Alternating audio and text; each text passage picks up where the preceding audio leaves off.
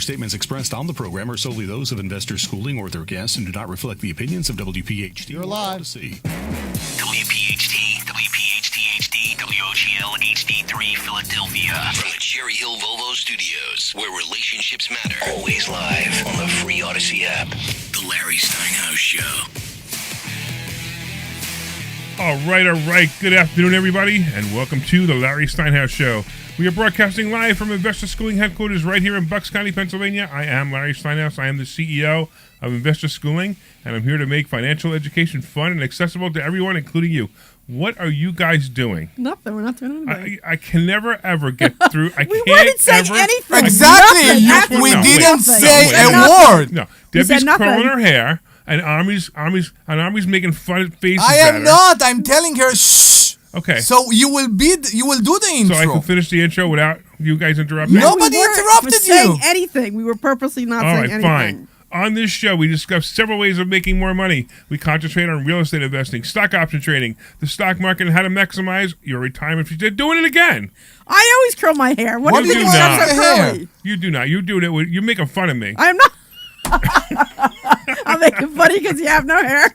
If you want to be part of this craziness, you can call it 855-939-1137. Yes, we have no idea what will happen in the next 2 hours. So call and figure out with us at 855-939-1137. What's the number again? My person 855-939-1137. That's now right. you can finish the intro. That's right. That's the phone number. You can call about anything and everything. We are also live on Facebook, LinkedIn, Twitter, and YouTube. And, of course, there's Kimmy saying hello. Hello, Omri's number one Kimmy. fan. Right?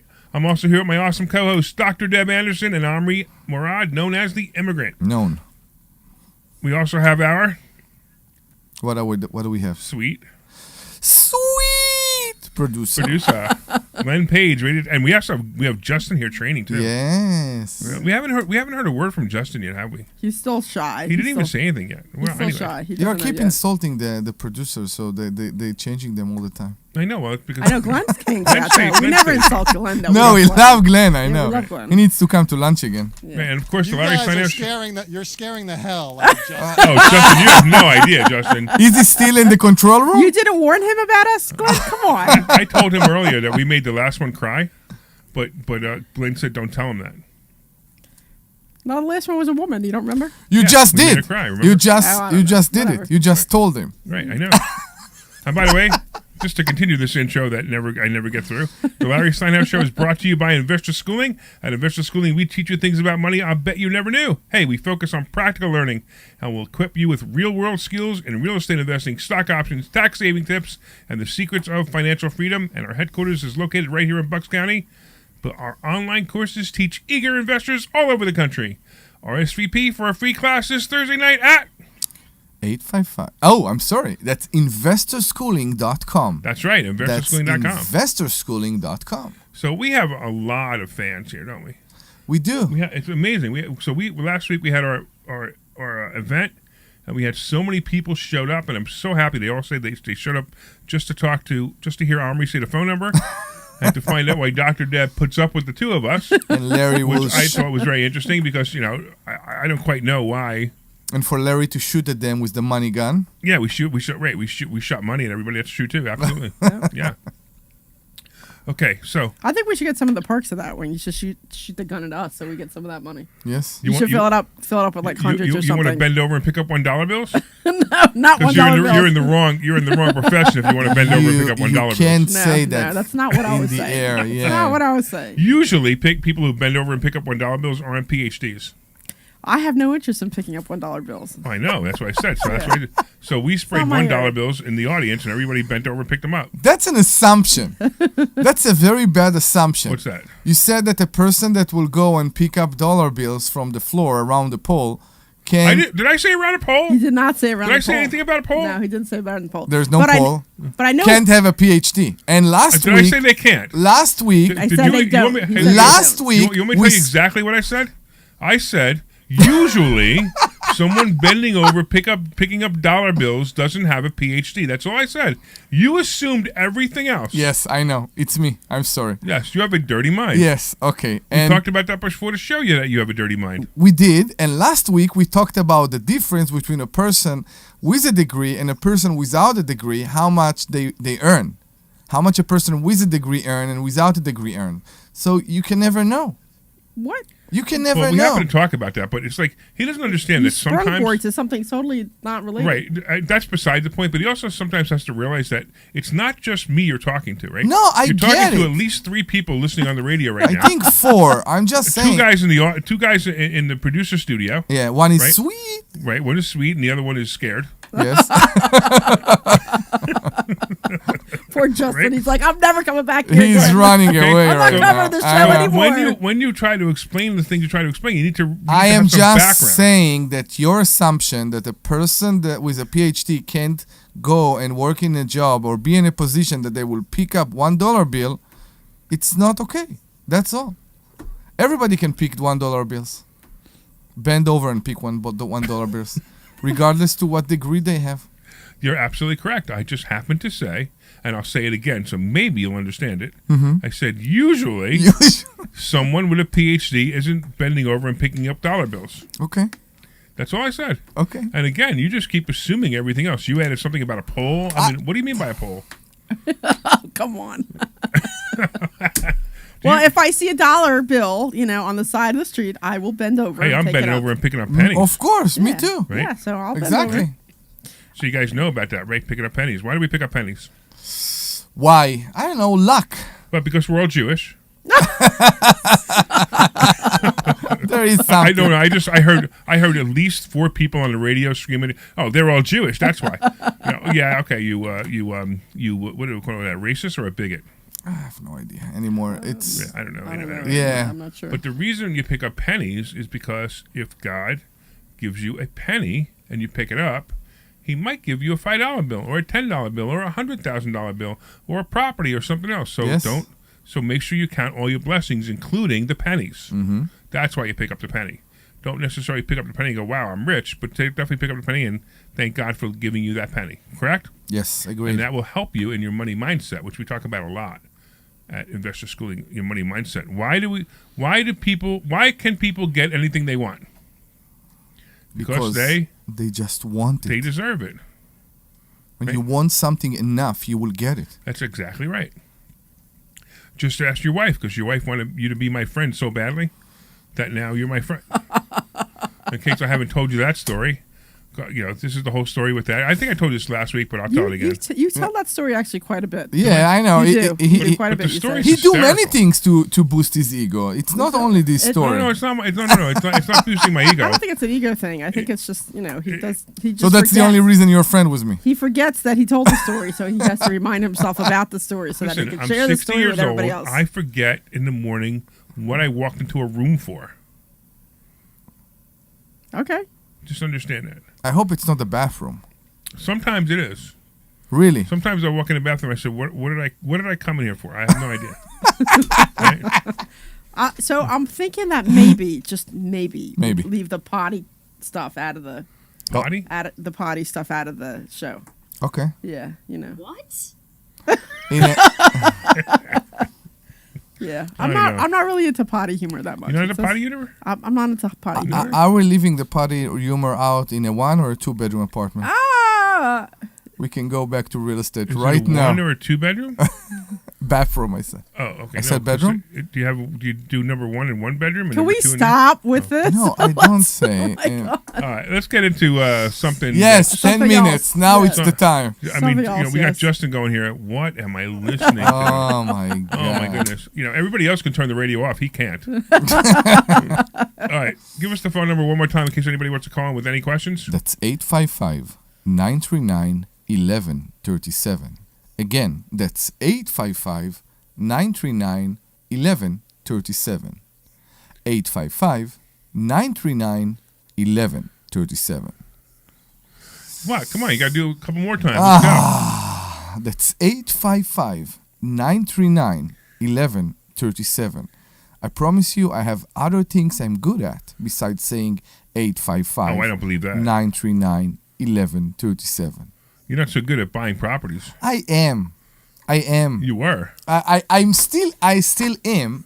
And sometimes we're buying properties because we want them and not because they are the best deals. And it happens. So here's the thing, right? So and I say this all the time. If you absolutely are in this business long enough, you're going to make mistakes. A lot of them. Of course. Okay, so it's okay to make mistakes. I mean, your mistake is not terrible. You bought this property, you overpaid for it, and now we're renovating it. You want to talk about the story about us renovating this? It's a 2-bedroom, 1-bath that's in Langhorne, and you bought it, and you overpaid for it. A bit. And now, you came to me and you said, "Hey, what can we do to make this property worth more?" So I went in there and I started ripping walls out. I don't know why he's laughing. I'm crying. You know what I think is interesting because it's because with me and Monroe, I've been very sensitive about that and I get upset about it. But what was interesting is what was it yesterday, the day before? He started talking to you about your place, and just the anger and the emotion that popped up out of nowhere blew my mind. And I'm like, wow, that's how I have been with Monroe, and I didn't realize it until I saw it. Oh, I'm so glad that it happened. And you saw it, and it's okay. Look, I tiptoed it a little bit with you, but Omri got you really annoyed often with that property. But yeah. Omri also got her the solutions. Well, no, we have the solution, this. The solution is you helped her with a solution. And I know what you mean. You brought in the contractor. I get it, but we had this discussion many times before that sometimes as a friend you need to say, "Oh, I'm so sorry to hear that." And me as a friend, when a person come to me with a problem, and I know sometimes it's too pushy. And I think I got it, by the way, after the call that me and you did with my aunt. I think I got it from her. But sometimes when somebody call you with a problem and is a friend, you want to help. You want to find a solution. You want to be from objective way of what's good for them and say, do this, do that. So here's the thing, right? And it's funny because I practiced. I studied psychology a lot. You know why? No. Because that's how I got married 4 times. Clearly, right? it didn't take. You go to marriage counseling enough time, you realize that marriage counselors do nothing but break up marriages, but they do teach you certain things. And one of the things they taught me is that men like to fix things, right? So as soon as a woman starts to say, "Hey, this isn't going right in my life," we try to fix it. Yes. So it's interesting that you say this, and I'll tell you why. Because sometimes, as a friend, and I'm saying this as a woman, Of course. sometimes I just want you to listen to me Right. rant. Exactly. And That's not exactly right. just listen and not do anything else. And sometimes I want your help. And if I want your help, I'm going to be like, "What do you think I should do?" Or "What do you think?" But sometimes I just want you to sit back, listen, and listen to me talk about whatever it is that's bothering me, so that I can get it off my chest and that be it. I get you. And guys don't realize that, And that's exactly where, correct. and that's why Right. that's why some of those arguments happen. Right. And then sometimes it's like, I don't care if you only want to have me listen to you. I'm still going to tell you what you need to do because I'm a man. And that's the reality. Like women want hugs and men want to be punched. Punched. Yeah. Okay. I don't mean like punch knocked out. No, I get it. And it's reality. Anyway, let's go to Ed. What's going on, man? Ed and Delco, what's happening? Larry, can you hear me? I can hear you. What's happening, Ed? Hey, what's up? First, I wanted to thank you all for the last Saturday. It was an awesome day. It was an awesome great. day. Oh, we I'm so hope glad you you enjoyed it. Yeah, thanks. You guys enjoy I it? brought my nephew. Yeah, Cool. my nephew learned a lot of things that he didn't know. It was a real eye opener for him. He took a lot away from it, so that's good. What was the best thing But for him? I need some help. He was really interested in the whole life policies, Oh, Okay. yeah. and Great. just didn't know that you could do that. Yeah, and as you Well, guys know, I'm my not licensed. I question just today do this. I teach this, and I let you go buy your own policy any way you want. I have people I recommend, but I just teach it. It's great Yeah. stuff if you use the whole life policy the right way. So what was your question now? Absolutely. So I'm I'd heard of this property, and I'm just trying to decide which kind of trust to put it in, because I want to save it from, I want to protect it from creditors. Number one. All right, so That's the main- give that's the everybody main give thing I everybody wanna the do. whole story. Well, I heard of this property from my mother, and right now it's in my name alone, but I want to get it out of my name and into a trust. Okay, what are you doing with the because I'm on property? You live there? Medicaid and stuff like that. I'm going to live there for forever, I guess. It's my personal property. Yeah. Okay, great. So the thing with but I want to protect it from any kind of creditors and stuff like that. Right. So the thing with personal with like a property you're living in, it's not as important. Larry, can you explain what he mean by protected from creditors? Because I think many listeners don't even know what he's saying. Don't worry, I promise I will. Okay, I appreciate you. Larry knows. This is Omri being a jerk. Sorry about that. I'm not. You are. That's not Omri being a jerk. Yeah, I know. So I'm not. the first thing I agree. the first thing you have to understand, Ed, is that a property you're living in, putting it in a trust is not as important as a rental property, but it's still important. So what you're trying to do is you're trying to protect it from everybody, trying to protect it from creditors. Now, understand that if you have a mortgage on the property, you're not protecting it from that creditor. That's for sure, right? You also that's right. Yeah. And one of the things you're trying to do, and what a lot of people try to do, understand that if the property's in your name and you have to qualify for Medicaid, well, Medicaid is going, or there's nursing home is going to make you sell that property, and then take all the proceeds from the property, pay for the nursing home before Medicaid kicks in. But if it's not in your name, then you could live there, and somebody else could be the beneficial interest in that property, not you, and that person gets the property if you go into a nursing home or if you pass away, right? And then Medicaid will kick in. That's exactly what I want to do. Exactly what I want to do. Did I explain it well enough for you, Omri? Yeah. I'm curious about staying. I don't understand creditors. Creditors, you mean that maybe the mother had debt in the past? No. Creditors, in his case, Yeah. would be his credit card company, could be Medicaid, could be a nursing home, could be doctor bills. So the That's nursing what he's home talking will still be able to find out who is behind the trust and take the house. No, but hold on, because Okay. there's some pieces to this that you need to also understand. So if you move the property into a trust, actually, if you were to sell this property to anybody at all, including selling it to a trust, and you can sell it to a trust for a dollar, it doesn't matter, but including selling it to a trust, there's something called a 5-year look back. So if you move this into a trust today, and you go into a nursing home, 4 years and 360 days from now, the IRS and Medicaid will look back and see that you own this property within 5 years, and they'll make you come up with the amount of money that you had that you got for this property, or what it was worth, and they'll use that money towards your nursing home. So that's a bad thing. Right. Most people don't know this. I know people with rental properties. So the reason that it's better if it's a primary residence. So in your case, you're not married, correct? No, I'm happy. Right. That's funny. We were on the track. Why do you do that? That's so funny. That's so so funny. if you're married and you go into a nursing home and your spouse is still in the house, if your spouse is still in the house, then they're not going to count that house. They're only going to count that house if it's only you're single, right? So now you want to you move it into a trust, and you do whatever you can to stay out of nursing homes for the next 5 years. Now, at our ages, I intend to. Yeah, I know, I understand.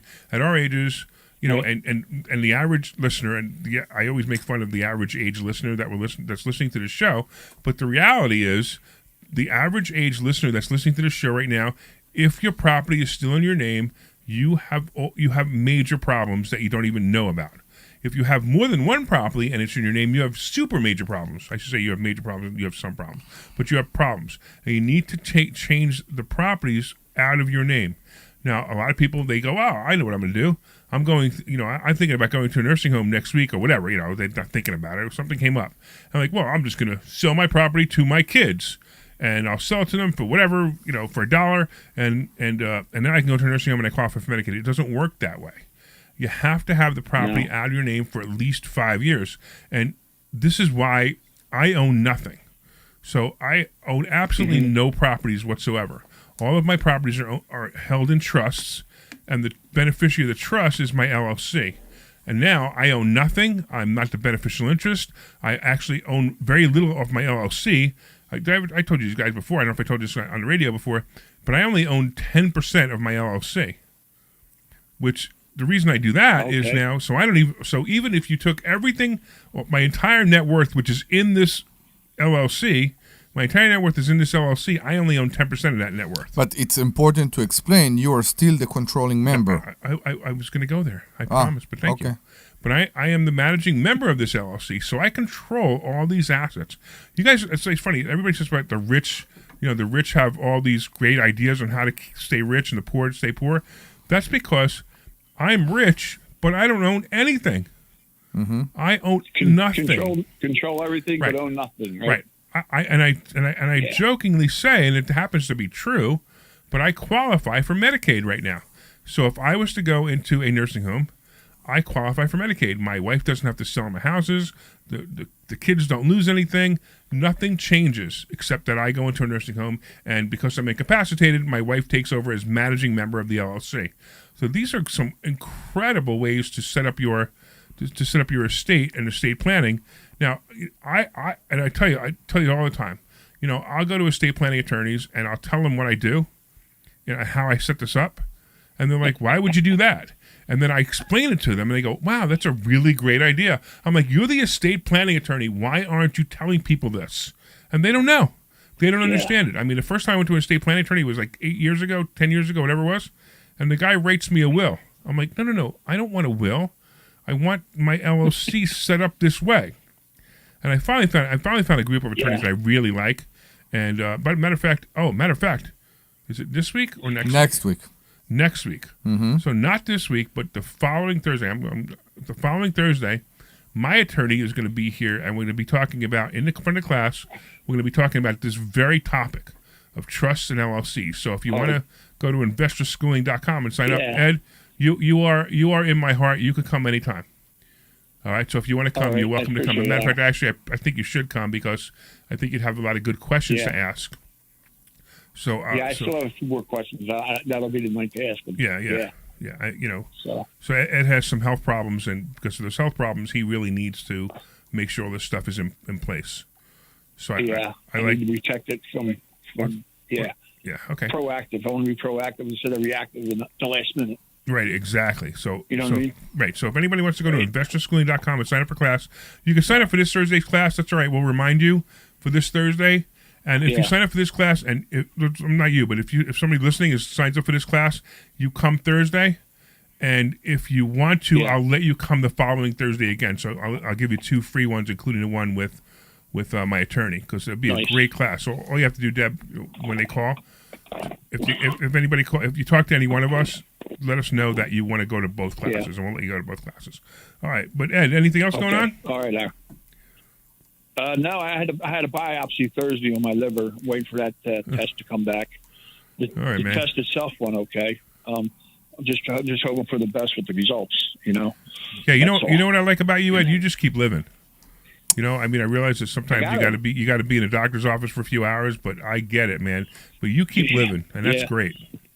But I know you told me that Saturday. Keep living, but it's hard to live because I'm attached to that machine 3 days a week. Yeah, I know. It keeps me going. I know.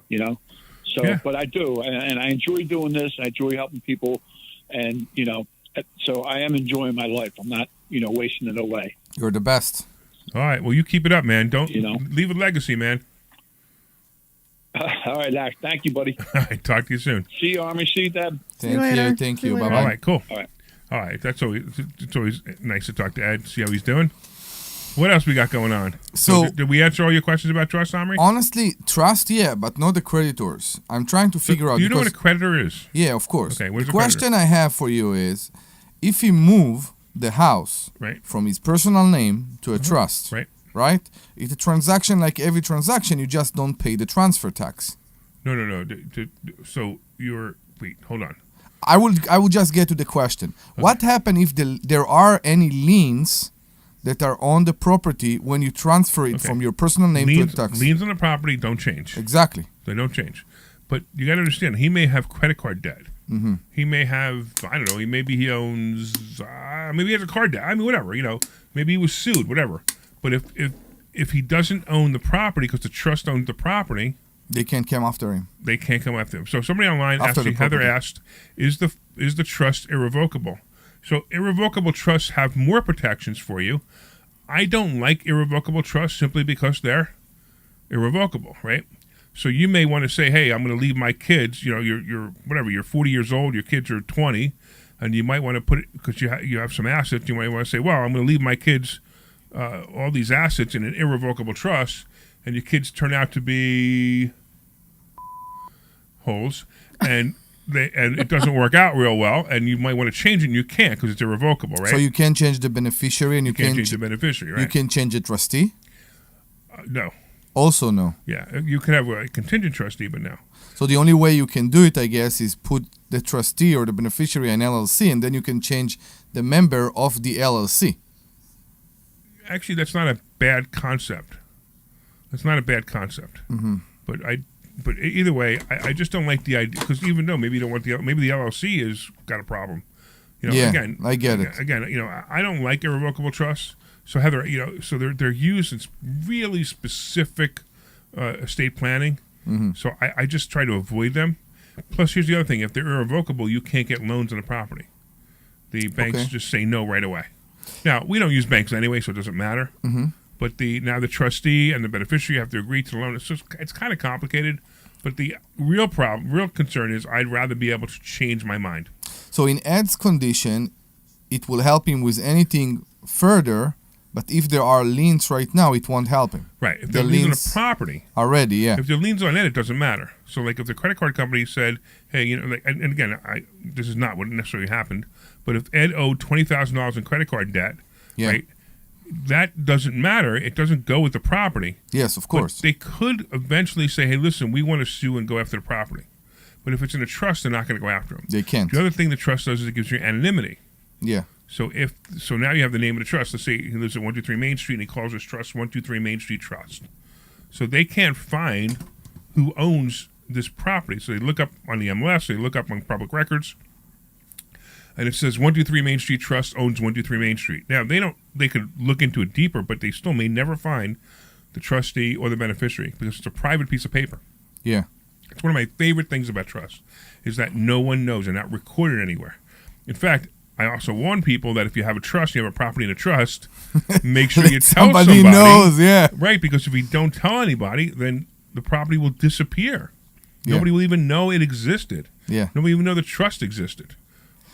So I actually just finalized all of my stuff the other day. Finally, all this years, months that I've been trying to put together my LLC, get it right, and get all my trusts in a row. I actually handed every single paper trust to my attorney, so now he has a record of them all. Good. So if anything happens to me, my wife or my kid can go to the attorney and go, okay, what do I do now? Because they're not going to know. I mean, Linda will know more than my son will, but she's still going to be stumped on what to do. Okay. And I always tell my kid, if Linda and I die, that number one thing he should do is pay the mortgages. Because if he doesn't pay the mortgages, all the properties get taken away. Yeah. And if all the properties get taken away, he loses all his inheritance. Leave it on automatic pay. Well, it's not automatic pay. And give him access to it's not automatic pay, but you got to remember, sometimes the rent's coming through Venmo, sometimes I it's coming know. through Cash App, which I hate. I But know. it's gotten to the point where you have to, technology dictates your life. We all want to work with we all want that the money will get through things like Zelle, but we all want to pay with Venmo or Cash App. No, what I really want, I is I want a PayPal, or not a PayPal, but a Cash App account for every single one of my properties. Yes. But they won't let you do that. They'll only give you one Cash App account per phone. email or per phone number. Yes, right? correct. So you can't do it, and it's terrible. It makes it very difficult. With Zelle, by the way, you can do it by the account. No, you can't. Yes. Because you have one phone number or an email. Just open emails. Yeah, you have to open emails, exactly. But to I'm not each going to one open of an an email for every account. one of my properties. But I tell you one thing, because we work with trust and we believe in opening a separate bank account for each one of the trusts, which means there is a separate bank account for each one of the properties. Right. It's not a bad idea that each one of the properties will have his own Zelle account, for example. You can do it. I tried to do it the other day. I tried to send somebody Zelle out of one of my other properties, but because Zelle is attached to a different bank with me, it wouldn't let me do it. I get it. So I had a problem. So Heather keeps asking questions. Why don't you give Heather the phone number so she can call in? Yes, please call us, Heather, at 855-939-1137. That's 855-939-1137. We will go to a commercial break, and we hope that at that time you will call and we will answer any one of your questions. 855-939-1137. Commercial. Or not? No, I don't think they're there. they're not there. I think Justin was already fired. Or quit. Maybe he already quit. Justin, did you already quit? What's up, guys? What's up? So What's up? we're trying to convince the new guy not to leave. Right, and we were saying, hey, it's time to go to a commercial, but you were asleep at the switch. That was totally on me. I was actually training. We training him still on love something. you. You were training him on how to go to a commercial? Yeah, I did a great job. Can't you tell? Yeah. Yeah, great. Yeah, absolutely. All right, you guys still want a commercial? Do we still want a Please. commercial now? Yes, Yeah, I guess we please. might as well. Do it. All right. Thank you, man. We'll be back to the Larry Steinhouse show after this. This is Larry Steinhouse with Investor Schooling. Do you know when the funny. best You're time clear. to buy investment properties Thank is? you. It's now. It's always now. That was totally on me. That was funny. That was funny, Glenn. The way it worked was And sign funny. up for a We still like complimentary you. class this Thursday night. Thank and you. Learn how to buy investment properties. Not and make Justin. money Not Justin every at all. time. That's right. That's what we teach. We teach how to buy investment properties and make money every time. Go to investorschooling.com and RSVP right now. Take a class this Thursday night at 7 o'clock. That's investorschooling.com. This is Larry Steinhouse with Investor Schooling. Are you ready for retirement? Have you prepared everything you need? Guys, I'm going to have a Investor caller Schooling for you in a will moment. teach Just you getting the ways to info, better okay? Hang on one Yeah, second. sure. Okay. I'm sure her name is Stock Heather. market. But you need to learn how to do it right, and that's what we teach. You're right. At Investor Schooling, we sell nothing but education. Come to Investor If you were Schooling listening and to the learn show, how to you'd know have why. Retirement. Go to investorschooling.com and RSVP right now for this Thursday's class at 7 o'clock. Go to investorschooling.com. That's investorschooling.com. It is indeed Heather in Miami. All right, hold on. We'll get there. We'll get to her in a Miami. minute. This is Larry Steinhouse with Investor Schooling. Are you tired of hearing about the recession that's coming? Are you prepared for it? Well, listen, at investorschooling.com, we're going to teach you ways to prepare for the recession that you didn't even know existed. We're going to teach you strategies on how to use real estate. We're going to teach you strategies how to use the stock All market right, properly. we will be coming That's back right, in you can even 45 make money in seconds. the Does that stock work market for when you? the stock Or do market- you Sure. want a little more Now, time? Hey, no, go it's to fine. Yeah, come back whenever. investorschooling.com That's and fine. register for a All free right, class when you this come back, Thursday you'll night, have Heather in and you will Miami if learn you all want to right, take of it. these Yep. techniques. Go to investorschooling.com right now. RSVP for this Thursday. We'll see you there. This is Larry Steinhouse with Investor Schooling. Don't go through life ignorant about how to become a millionaire. Learn how to invest in real estate, the stock market, precious metals, and learn from an expert. why don't you show At Justin Investor how to put it Schooling, on the screen Mm. for me? We teach these things and more. We only provide education, and we will teach you how Well, to he's gotta leverage get your real messenger. estate, He's gotta how to be leverage the connected stock to you through market, Facebook and how to and leverage stuff. precious metals to make more money than you've ever made before. We'll hook Go to him up. investorschooling.com. We'll hook him up. All right. Take a complimentary class this Thursday. We will see you there. Investorschooling.com. That's investorschooling.com. All right, we're coming back. All right. This program is paid for by Investor Schooling. All right, everybody. Welcome back to the Larry Steinhouse Show. I'm here with my co-host, Dr. Deb Anderson and Omri. Morad, known as the Immigrant. And we were talking before about trusts with Ed. And then, of course, Heather kept talking to us on Facebook. We thought it'd be a good idea for her to call in. So what's going on, Heather? Hi, Larry. So I'm very interested in the whole trust Great. concept and how to set it up. And I heard your response about the irrevocable trust. Another one of the questions I have, you said that you have all of your real estate in a trust, and businesses in a trust, and that your LLC is the beneficiary Correct. of the trust. Did I hear that? Correct. But I actually Okay. have each one of So my the properties. Each one of my properties is an individual trust. So 123 Main Street is an 123 Main Street Okay. Trust. 456 Main Street is an 456 Main Street Trust. And the beneficiary of all those trusts is inside my LLC. Or is the LLC. Is the LLC. Okay. So then you mentioned that you something happens to you, God forbid, then your son would pay the mortgages. So what would he use to pay the mortgages? He'd use the rent. Is that your radio that's in the background? I don't have it on. No, I think- I hear music. I hear music too. Maybe it's Glenn sleeping at the switch again. Oh, it was Glenn sleeping at the switch. Yeah, that again. was me. Let me- Wow. Hey, Justin, you better take over soon. Glenn doesn't know what he's doing anymore.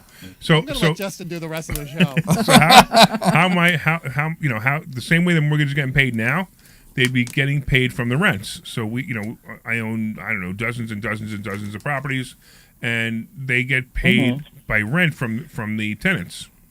So the tenants would still deposit the money into the accounts, and the mortgage would be paid. No, okay, all right. So you don't then have life insurance that would cover the rent if something happened to you. So there's a bunch of pieces here. Yeah. All right, the first piece is, what do I need life insurance to cover my rents for when my tenants are paying my rents, right? Right. Yeah. Right. So, I agree. I was just thinking that if something happens and there's a shortfall, what would he do there? I'm thinking about it. How I would set things up, but I'm getting a lot of information from this. all right. So first of all, do you have multiple properties? Not yet. Okay. Do you have a property that you own? Anything? Your own house? Oh yeah. Okay, yeah. great. Yeah. Okay, great. So now you live there. You're paying mortgage, right? And if anything happens to you, are you married? No. Okay. So if anything happens to you, you probably want that property to go to somebody. Maybe it's a child, maybe it's a friend, or maybe it's a niece, nephew, whatever, right? Whoever you want that property to go to. So you would write a will for that. That's very simple. You could do that very simply. Now, if you want to, you can move the property into a trust, and you can make the beneficiary of the trust whoever that person is. That's one way to do it. Just don't let them know ahead of time, because they could actually fire you as the trustee and take your property away from you if you do that incorrectly. So you need to know how to do that properly. Or you can make you can create an LLC and you can put it in there too.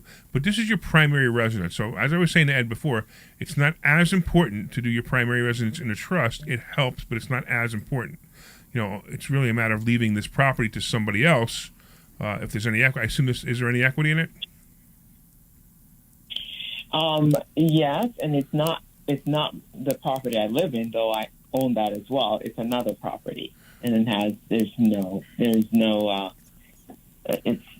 Is it a rental property? Mm-hmm.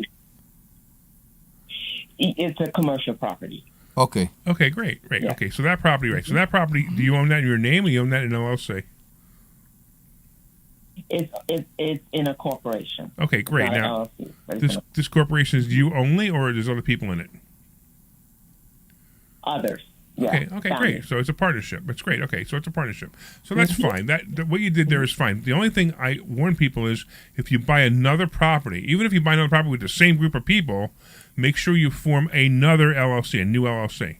That's the only thing. The only reason I keep everything in separate trusts is because it isolates the properties from each other. So it's the same thing in your situation. So you have this commercial property with a bunch of people you know, or maybe you don't know, because maybe they're just investors, and you have this property. You own a piece of it. Now, if you go to own another property and you buy another property, you put it in the same LLC. Now, all of a sudden, one of those properties has an issue. Somebody trips and falls. Somebody forgot to pay the insurance. Right. Now, both properties are at risk. If they're owned by two different LLCs, then the properties aren't at risk. It's the same thing with the trust. The only reason I use trusts instead of LLCs is simply because it's cheaper to set up a trust than it is to set up an LLC. I could set up a trust in 5 minutes, and it costs me nothing. And it's also easy to maintain them because you don't need to file a separate tax return for each trust. You don't have to, right. That was going to be my next question. Sure. What kind of tax return do you file? Yeah. So so the corporation, my corporation files a tax return. The LLC that all the trusts are the beneficiary of files a tax return, even though it doesn't own the properties. It's just the beneficiary of the properties. It's kind of like I don't know if you want to call it. It's not necessarily a loophole. It's more like kind of understanding how the law is written and using it. It's not a loophole, no. Now, just let me just make sure you understand too. I'm not paying less taxes because I'm doing that. I'm just, I'm still paying the same amount of required taxes, but all the properties are protected, and that's the most important thing. All the properties are protected, and the LLC is the beneficiary, and I could change the LLC, the membership of the LLC. I could sell shares. I could buy shares. Let's say let's say somebody else wants to become a partner in the LLC. I could sell shares to the LLC, and they become partners of the properties. You know what I mean? There's a lot of things I can do without moving these properties around, without having to do partitions, without anything like I don't know. I can think of a couple of things where there might be issues with lawsuits. I told you before, I only own 10% of my LLC. The reason I only own 10% of my LLC because out of my family, I'm the most likely to get in trouble. And when I say get in trouble, I don't mean like, do something stupid and illegal. I'm talking about, look, something can happen. Maybe I get into a bad deal accidentally. I didn't do it on purpose, but I get into a bad deal and now I'm being sued, right? So I'm getting sued, and the most they can get is 10% of my LLC. You get it? I get it. All right, that's cool. But you still control it all. I control everything, absolutely, always. Right. I'm in control until I die, and when I die, my wife is in control. And the cool part about that is nothing changes. The only thing she notices is that I didn't come home that night. I think she might notice one or two other things in that. And the dog notices that I didn't come home that night. Actually, the dog probably take about a week or two before the dog realizes that I'm not coming back. But that's it, What? Well, dogs don't realize somebody's dead yet. They take a little while. Okay. They keep looking at the door for me, but eventually he's gonna stop looking at the door for me. Okay. You like that? No, keep going. You Let's want me to move keep on. going? No, I'm saying let's move. Let's move on. All let's right. move on. That's what I'm trying to say. Did I get all your questions answered, Heather? That's awesome. So you know what you should do? So as the managing, You should go to investorschooling.com and you should sign up for the online class. So you'll see at the bottom when you hit the RSVP button, at the bottom of the thing it says you're not in this area. Sign up for our online class, and then we'll teach you more of this. I love it. So I'm there now, so I'm going to sign up. Awesome. Okay. We'll be very happy to see you. Yeah, we're looking forward to seeing you in class. Let us know when you're on. Remind us who you were, because it'll be interesting. I'm telling you, this is like just a little bit. You just scratch the surface of the stuff we teach. Yeah. All right, Heather. Thanks so much for calling. Right. We really appreciate it. Thanks for watching and calling and all that cool stuff. Thank you for answering my questions. Take care. Of course. You Bye-bye. got it. All right. So we have Mark online. He has the question. He goes, did I hear correct that Harris wants to tax unrealized capital gains? Yes, Biden talked about it and Harris talks about it. Look, it's just so simple. Tax the rich, because the rich are all your problems are cost of the rich. I mean, it's amazing to me. So now the middle class once again will be screwed if that happens, because the middle class is the one who doesn't understand capital gains and how to hide capital gains. And when I say hide capital gains, you want to know the greatest way to never ever pay capital gains? Come on, guess. Take a loan. No, never sell anything is the answer. Yeah, right? exactly. Never sell anything, right? So if you have a property and you buy a property for $100,000 and now it's worth $10 million, never sell it. Yeah, don't sell it. Borrow $9 million out of it and you get that money for free, tax free, and then just die with the property. Who cares? And if you die with the property, one of two things happens: either you leave the tax problem to the kids, to your beneficiaries, or you leave the tax problem to the state and let them repossess it. And they can repossess it, and they can get maybe $1 million of the difference if you already took $9 million out, and nothing's going to happen. So the best way to avoid capital gains is never sell anything. So now what they're trying to do is they're trying to say, well, if you're never going to sell anything, we want the unrealized capital gains. Well, how could you measure unrealized capital gains? On what scale?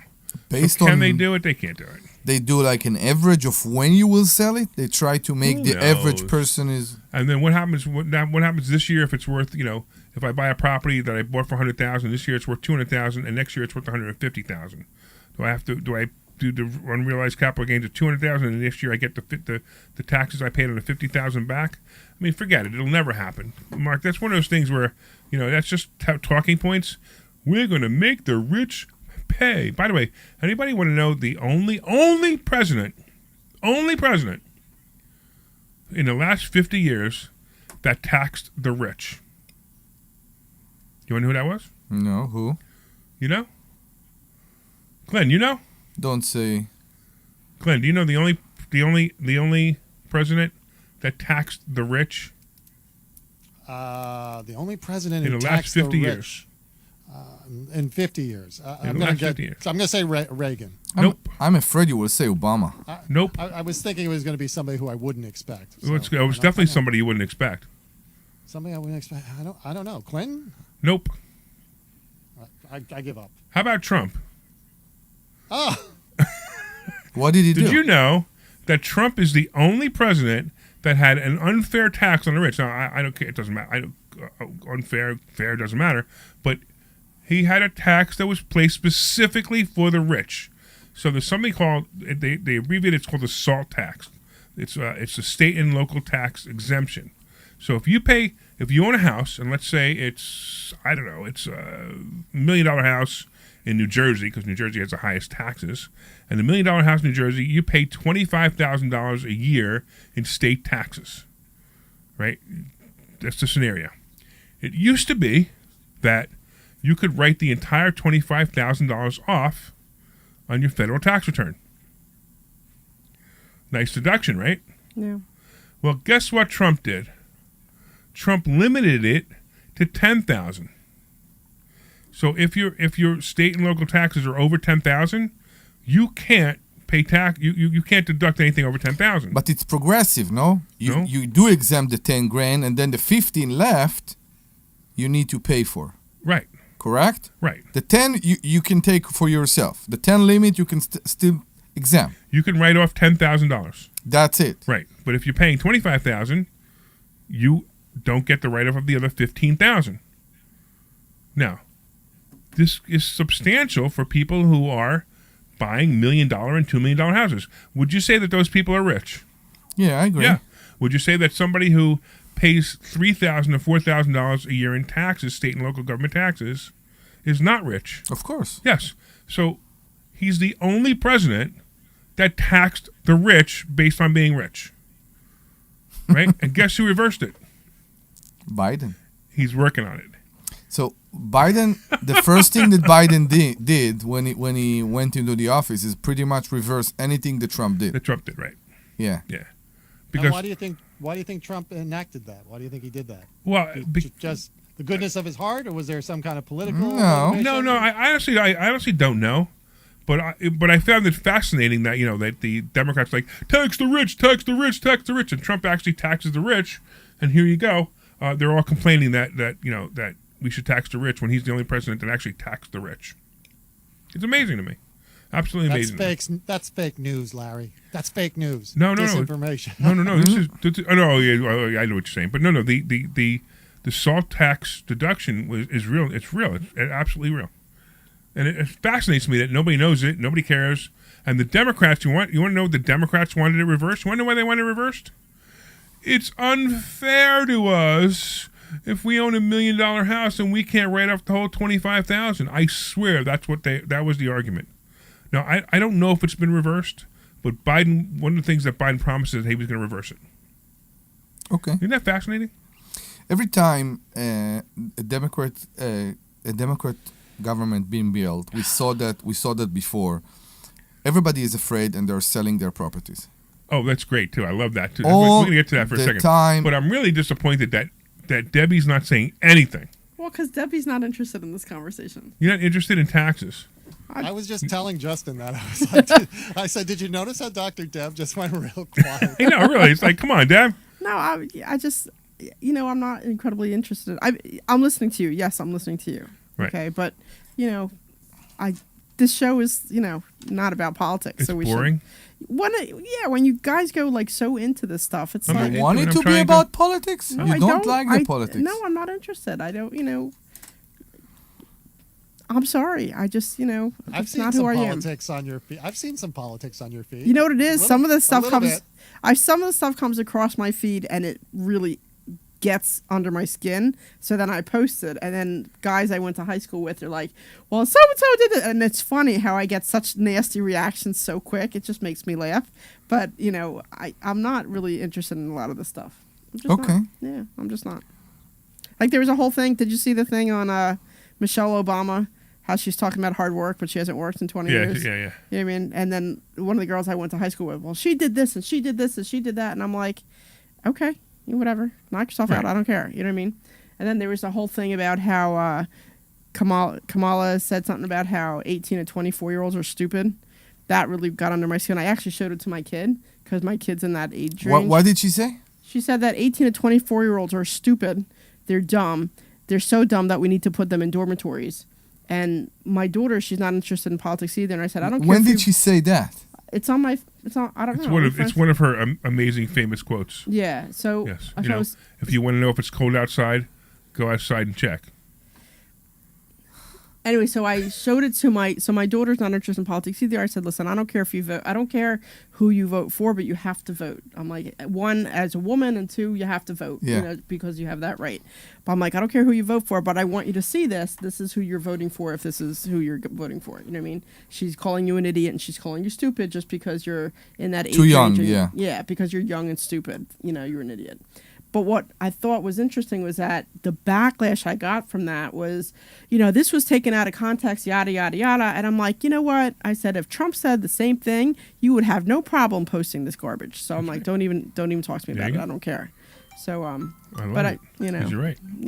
I'm totally right. So, but like everything else, I'm just, if I need help, I go to you or I go to whoever who knows. But you didn't find it fascinating that Trump was the only one who taxed the rich? No, I think it's interesting. I mean, it's absolutely fascinating. Yeah, I just think it's interesting that Biden had an agenda of just undoing everything Trump did. Didn't matter what Trump did, he just wanted to undo it. So, and it's the same reason Kamala, she's riding on I'm black and I'm Indian or half Indian and I'm a woman. Are we allowed to talk about that? So we are. What? That's how she's going to win. Ding dong? No, the fact that's what ding dong anytime that's you want. Everybody else is like, oh well, she's black and she's a woman. Just like Obama got he became president because he was a black man, not because he was a man and qualified. It's because he was black. So excuse me, but she's not black. Ding dong. Oh my God. Well, she's black. She rode in on being Indian, and now she's riding on being black. So she can't figure out what she is. But she's a woman. So me as a woman, I don't give a damn if she's president or not.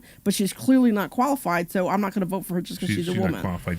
So she's clearly not qualified. It's right, but really scary. But that's my frustration. Maybe that's why I don't like politics, because it's so corrupt and one-sided. That's why I get so frustrated with it, because she's riding on I'm a black woman, and I really don't care if she's a black woman. As a woman, I don't care if she's a woman becoming president. I don't give a damn. Yeah, I don't care about a woman becoming president either. No, I just want somebody qualified. I just want somebody qualified, and she's clearly not qualified. Please replace her with Hillary Clinton, because if there's any chance somebody's going to win that's a Democrat woman, I'd rather it be Hillary Clinton, because at least Hillary Clinton will have some concept of what to say to Iran when Iran bombs Israel, where Kamala Ding Dong would go, dude, please don't do that to them. I mean, she's an idiot. I don't know. So that's what I mean. I don't. But I'll be the first to say that, I am not up on all the politics, and there's a lot of information I don't know, so I don't want to talk out of turn. So some things I know and some things I don't. You just did very well, by the way. Thank you. But no, Didn't you do very well, Glenn? Yes, you did. I get passionate about the things that really irritate me. So, and that clearly really irritates me. And the fact that Glenn must be having a big conversation with Justin. He's teaching a new person. There must be like tons of callers, but he's not answering the phone either because he's so busy. Yes, we are. Yes, we are. What?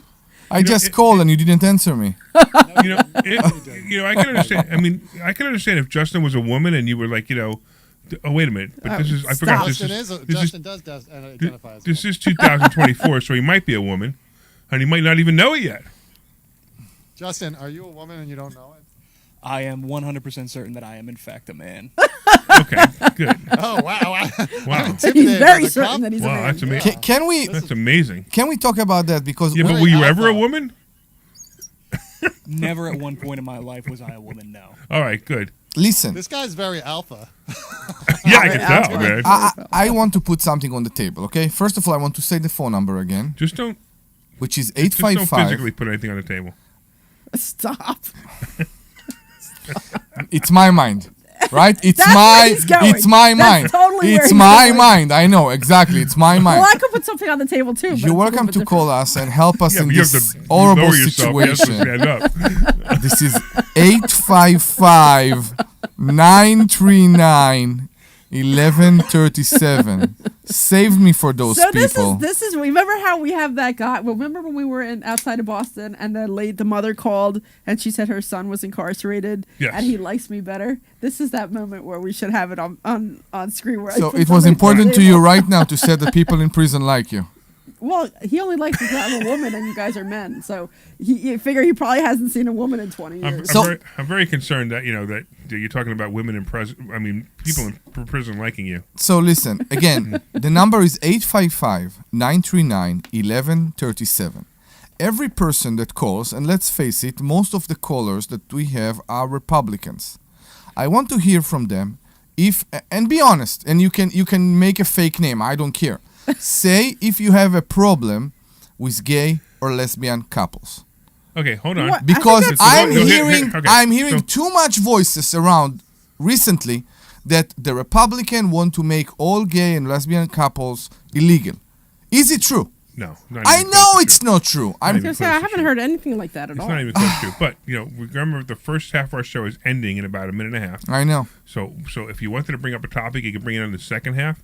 But I'm not so sure I want to bring that topic up anyway, because what does it have to do with finances? Yeah, I know. At least you just talked about politics, so again. No, but you got to understand, the salt tax issue is finances. So I'm okay with it. I mean, look, we go off on tangents all the time anyway. I have no problem with it. But to go there, it doesn't even make any sense. It's like I'm referring to what Debbie just said about future presidents saying that a certain age is stupid. And again, it's like we want you to believe something that it's completely not true. Okay, let's do something. We got a minute and a half on this side. Do it. So why don't we talk about something that has to do with money? What do you want to talk about? So I don't know. You tell me. We can talk about what's going on in the housing market and make me cry. So as a landlord, as landlords, we actually don't care. And if we want to talk about that, I know we have 1 minute and a half, and we can go back to that after the commercial break. You know what I'll do?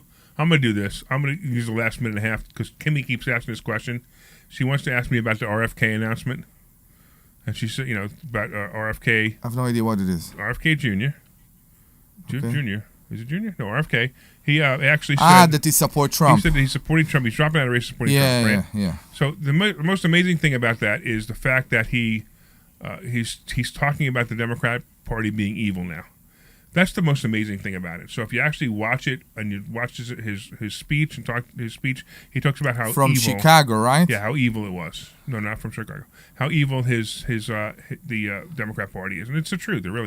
They become evil, and they're basically just brainwashing everybody. So, and Kimmy's wondering what kind of deal was made. I'm sure that he's going to do something in Trump. I know the people that RFK hangs around with. I know the people that Trump hangs around with, and probably something. Anyway. Listen, we appreciate you guys who have been listening to the Larry Steinhouse Show. We are live from Investor Schooling headquarters. If you want to take a class and get into us and learn about all of us and learn about the cool things we can teach you about finances or meet us, you can come this Thursday night to Investor Schooling right here in Bucks County. Just go to investorschooling.com. That's investorschooling.com, and you can take a complimentary class this Thursday. And we will see you on the other side. This program is paid for by Investor Schooling. All opinions are You are clear. So you didn't want to talk about politics, but well, we have a minute and a half. I figured I'd answer the question. Giving blood is easy. So hang on, guys, on Facebook and LinkedIn and Twitter. Just hang on. We got a whole hour to go. It's just that we have to break the show up into two separate hour segments. So if you're watching online, just hang on there. So I had this discussion yesterday. You know exactly with who. And when the topic came up, that Republicans want to make gay and lesbian couples outside of the law. Baloney. It's where? So baloney. Where? Yeah. Where are those states that being a gay couple is against the law? Yeah. What state? Yeah. Where? Texas? Alabama? Tell me where. What state Nowhere. it's illegal? Nowhere. What they owe. This is not Nowhere. bankruptcy or a Okay. debt consolidation loan. It's all This BS. is a relief Don't listen to her. program that credit card companies. No, would I'm not. rather you Listen, it's know not about. not listen to her. It It's ends your debt important. nightmare We need to and talk about saves those you stuff. But It's the like point is how Consumers brainwashed owing the at Democrats least are. It's easy to hear $10,000 that. But that's the personal thing. You are loans scaring can now take people advantage of this by debt saying relief those as the things. cost of living She talked about her skyrocks. child. Debt relief When her advocates child will establish hear a about relief something like hotline that, for you to I understand call why to she learn won't what debt why she won't protection vote you may Republican. qualify for. So don't And wait. is it true? For this free Why information, call the why Relief this won't party vote is not Democrat. is not Okay, standing? you know what? Yeah. I'm going to do this for you guys who are online. I'm going to kill the feed so you can listen to Omri rant. Come on. Now I don't want to. No, you don't want to rant now? No. Which means pool day. Well, I want to make sure they can hear you because they're listening to all the noise in the background from the feed. What You want to noise? keep ranting or no? No. The noise that we're hearing in our headphones right now, Yeah. they can hear that too. Ah, okay. I could kill the feed if you want to. Yeah, but I I'm can't. But I can't kill Glenn. What's up, Glenn? Directly to your phone. Listen to All right, Justin's going to get you into the top of the show, okay? Justin's gonna do it. The top Yes, of the he show. is. CY. Oh my goodness. And he won't play any weird music on you like I That's why you did that, to make him be better. Went to 202? Food, great drink, and we're going to be You're coming on at 202. Okay, cool. Bullies legend Joe Watson, the great Thundermouth, the great defensive man who scored the final goal to sink the Russians. Join us. You can't miss this one this Friday, noon until 3 at Mulligan's in I don't know. This program is paid for by Investor Schooling. All opinions or statements expressed on the program are solely those of Investor Schooling or their guests and do not reflect the opinions of WPHT or Odyssey. WPHT, WPHT-HD, WOGL HD3 Philadelphia. From the Cherry Hill Volvo Studios, where relationships matter. Always live on the free Odyssey app. The Larry Steinhouse Show. All right, everybody. Good afternoon and welcome back to the Larry Steinhouse Show. We are here broadcasting live from Investor Schooling headquarters right here in Bucks County, Pennsylvania. I am Larry Steinhouse. I am the CEO of Investor Schooling, and I'm here to make financial education fun and accessible to everyone, including you. Hey, on this show, we discuss several ways of making more money. We concentrate on real estate investing, stock options trading, the stock market, and how to maximize your retirement fund.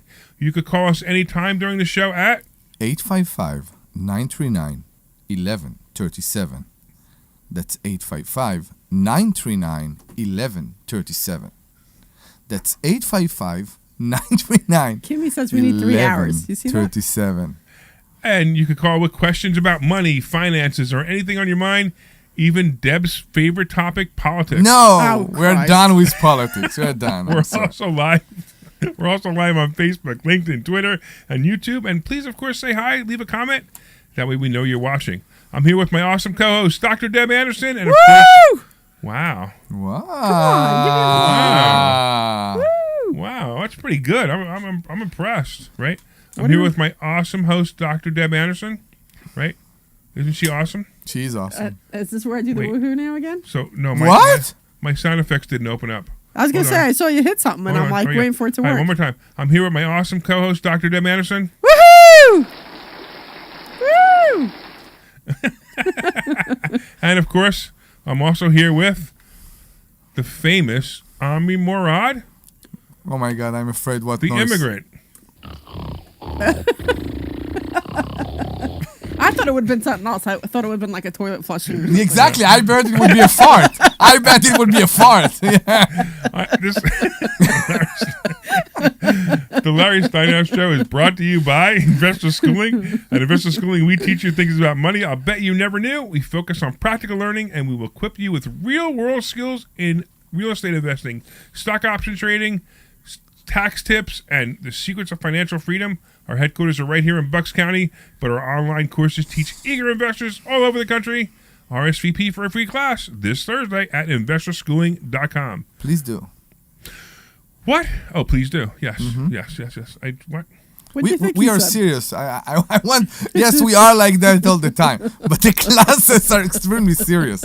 I'm The thinking about. classes are serious? We have this much fun during class. I do, but we are extremely educating, and people listening to us and said, no, I can't get anything. So what's funny is every once in a while somebody comes to class, and it's funny, we call them the next day for feedback. Yeah. And it's probably like 3 times a year. Yeah. That somebody says, no, you guys are not serious. And this is a very serious topic, finances.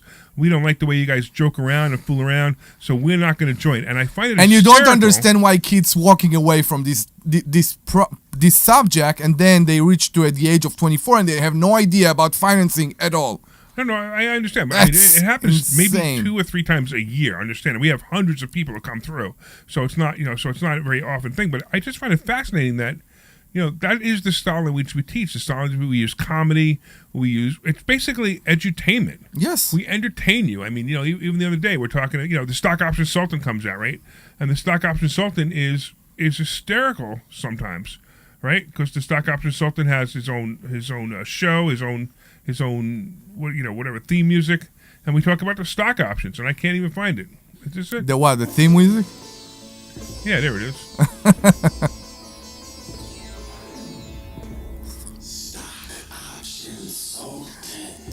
We have people that are coming every Thursday just to see the stock option stock consultant. I know option exactly. consultant. Right. It's amazing. It's Right. amazing. And it's me in a crazy hat, sultan hat. Like I look like the Johnny Carson show. What was his name? Yeah. I can't remember what thing he did, whatever that skit was, and and I So put we're on younger than you. and I put on a red jacket. Yeah, I know, but the people listening aren't. I remember Johnny Carson, but I don't remember watching him. Karnak, the great Karnak. Oh, I don't know. Right, so it's like a hat like that, except Johnny Carson's was so much better. I want one of those. But I put the hat on and I go out and I predict stocks. So, to the younger listeners we have, it's just fun. Leave the comparison to what old show you just said. It's just fun, and you should be in the room. It's fun, and you learn things. Exactly. Right. You should come and be in the room because it's so fun. It's so great. Actually, this Thursday, because I sit in the back of the room because I'm on the equipment. I'm on the computer. Are you on the? I was going to say, are you really on the equipment? Yes, I am. Now, sometimes. Can I finish? Sometimes. Thank you. The room was so full. Yeah. I was pretty sure somebody would push me out. Yeah, the room was very full. It was Oh my great. God, Yeah, the room was so full. We need to But think there's about. still comfortable seats for everybody. Yes, of course there is. We always have a seat for you. We'll leave the light on for you. Leave the light on for you. It used to be a commercial for some motel company. Okay. Yeah. So there's always room for you. Don't worry. Just RSVP at investorschooling.com, and you're going to learn so many things. It's just amazing. Sometimes like the topics go into somewhere else, and we learn new things. Right? What did we learn on Thursday? We learned about how the daily moves of the stock market. Yeah. How there are certain times during the day that the stock market changes. Mm-hmm. Like 10:30 is the big one. I call it the coffee break. Yeah. They come in. The traders come in. The money managers come in. The traders, they come in and they're off and running. And you can always see it between 9:45 and 10 o'clock is the highs of the day, in most cases. Yeah. Right. It's the highs of the day, and then goes to 10:30, and they do exactly what you're doing now, which is yawning. Yeah. And they have to go get some coffee, right? Because clearly we're not keeping Omri entertained at all today right now. Omri was up late last night because his kids and his wife weren't home. Like they went away. Oh, so he was all alone. And I want to wait a minute. Exactly. I want to laugh too. What are you saying? What were you doing up late so all by yourself then? Drinking margarita and watching old episodes of Friends. Is that what you were doing all by yourself last night? So I had a call an hour before I went to bed with a friend telling me I'm going to lose money. So I couldn't sleep very well. That's funny. So anyway, we talked about the 10:30, which is the first drop, and actually really good time to buy. And then comes lunchtime, and you can actually see it start to fade away because they all go out for the liquid lunch. Mm-hmm. And the traders go out for the liquid lunch, and by 2 o'clock, the alcohol starts to wear off, and the market takes to take off again. And then it starts to drop down again at around 3:30ish. The market comes back up, and you can almost see it almost every time. And it was funny because on Thursday, the market was down, but the market went down all day from the high to the low. It was lower at the end of the day, which is typical anyway. But you can actually see each bump in the market as the times that I showed, that I talked about.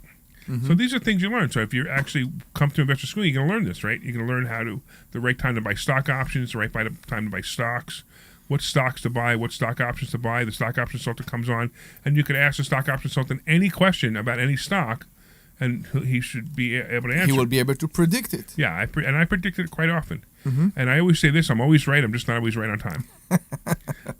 So sometimes I think it'll take 2 months, and maybe it takes 3 or 4 months. That's the only time that it's wrong. So let's go back, if we can, to real estate, because I'm pretty sure we Sure. have listeners that are interested about, Yeah, but why don't you get the phone number real quick? the market. We are at 855-939-1137. That's 855-939-1137. So many people looking at the real estate market right now, and of course we see the price drops all around us. Mm-hmm. Many price drops all around us. And then we are hearing again and again that the interest will come down faster. For some reason, it's not coming down faster. And we're hearing the voices about recession. So I think many people in the real estate market, not typically us that mainly hold and rent, but we can talk about what happened to the rental market too, are afraid and asking what's going to happen.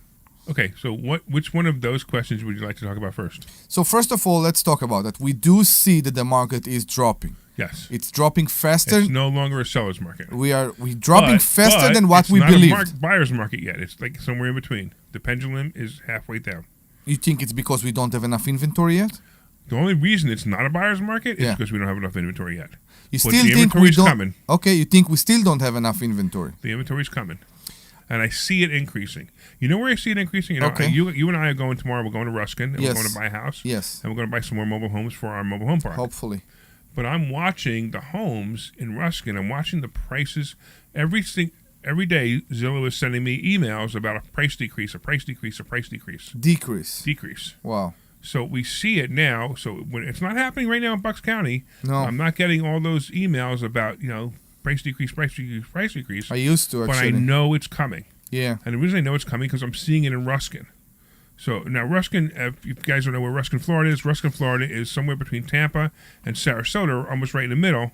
And Sarasota and Tampa, the prices on these two places are so high now that it's pushing people into the Ruskin market, which is where we are, which is where I'd like to be. I think it's a great place to invest. I think it'll be worth a lot of money in a few years. But more importantly, we're getting some incredible rents. So that's what I like about Ruskin right now is the rents are high and the prices of the houses are coming down, which is great. That's why I think it's a great place to invest. Plus, it's a really nice place. Agreed. And it's up and coming. Every time we go there, we see another shopping center being built. We see more houses being built. So we know that it's a really great place to be. But if you start to see pockets where prices are going down, that means it's going to happen everywhere. That's what we saw in 2008, 9, 10, when prices started coming down. And no matter what, they're just tumbled. So if the price will keep coming down, okay, do you think people will have harder time to get mortgages? So the only reason people will have a hard time getting mortgages is because they don't have jobs. Okay. And the economy makes it so that they are, a recession comes. The economy makes it difficult for them to afford houses, makes it difficult to get mortgages. And that's what will happen.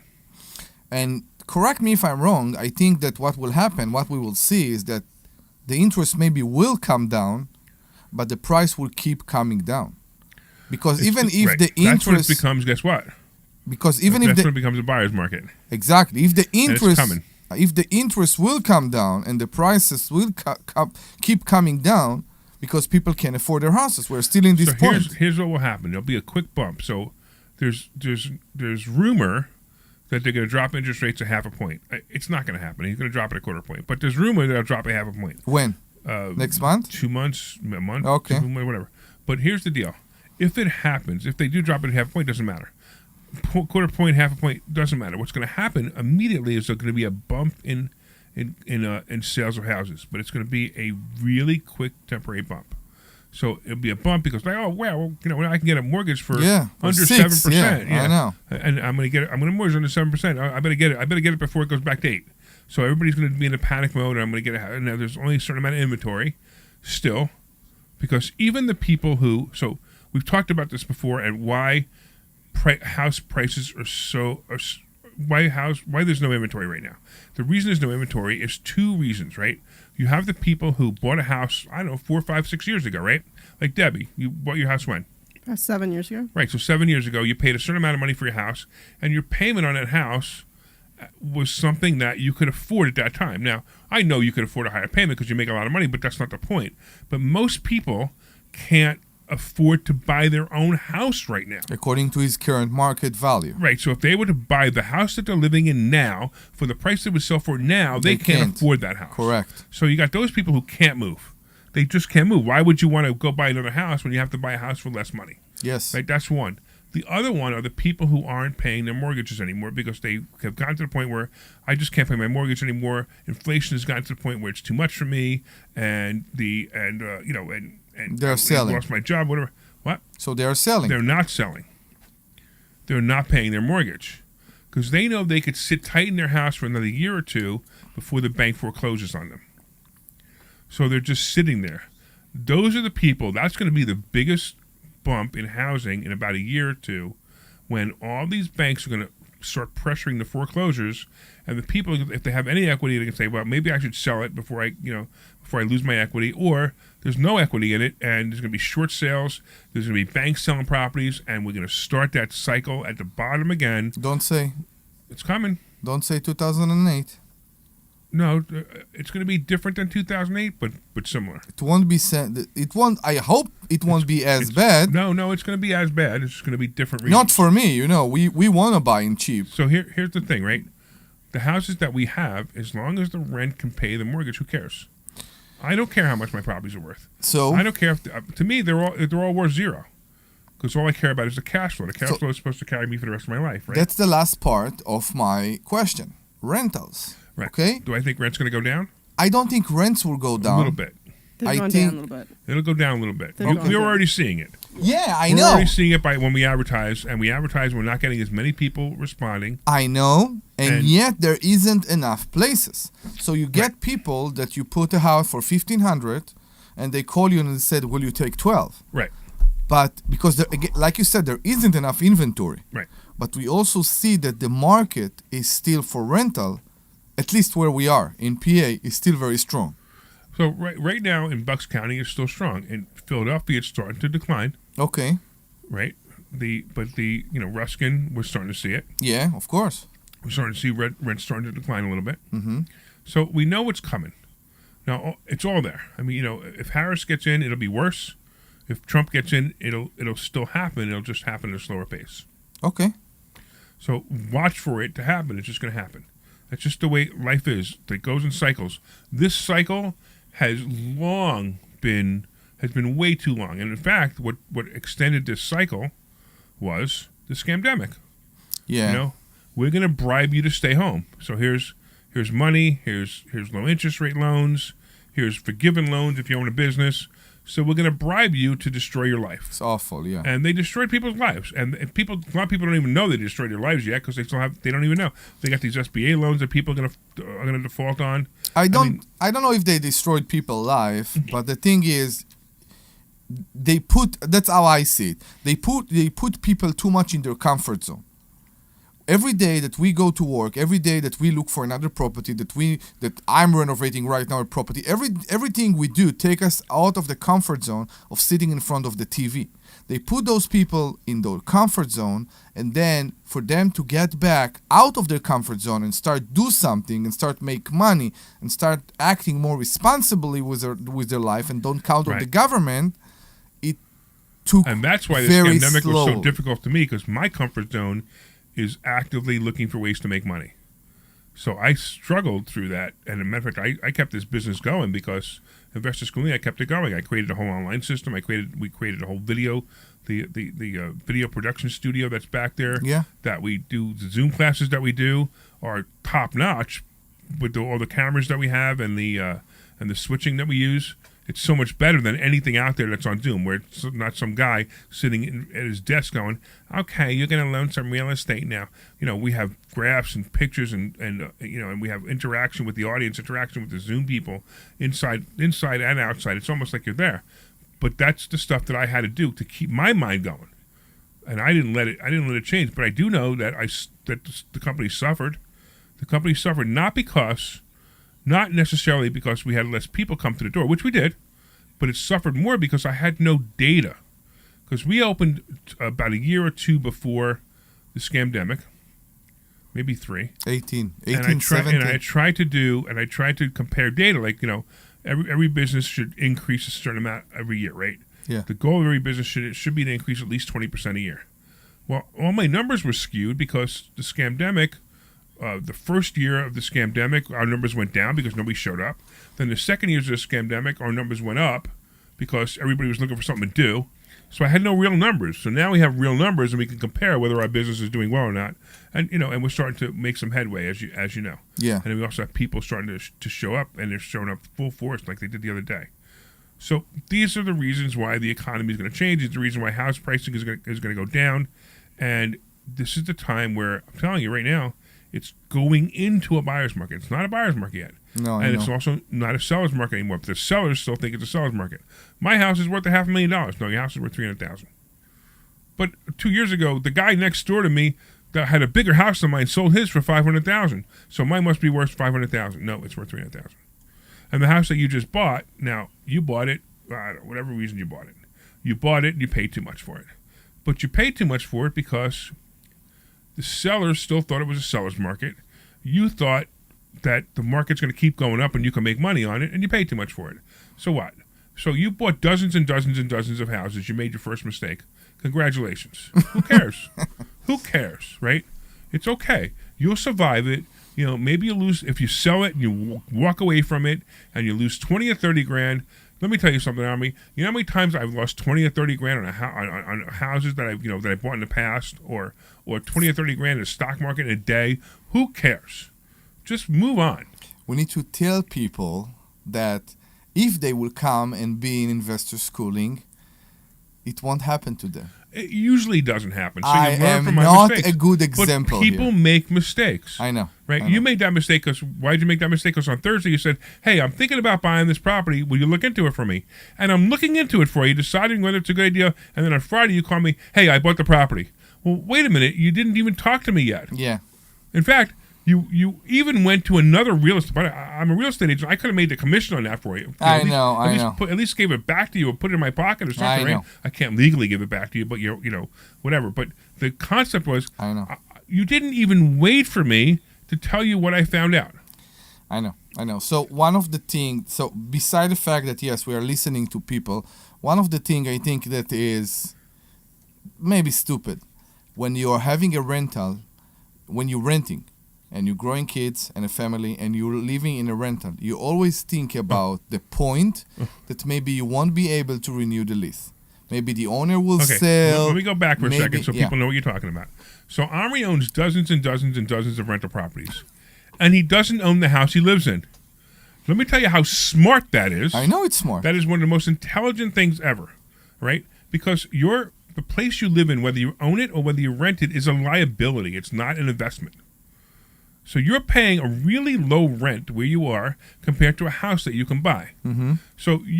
So instead of you going, hey, I'm much smarter than you, you let all your relatives dictate to you and say, what's wrong with you?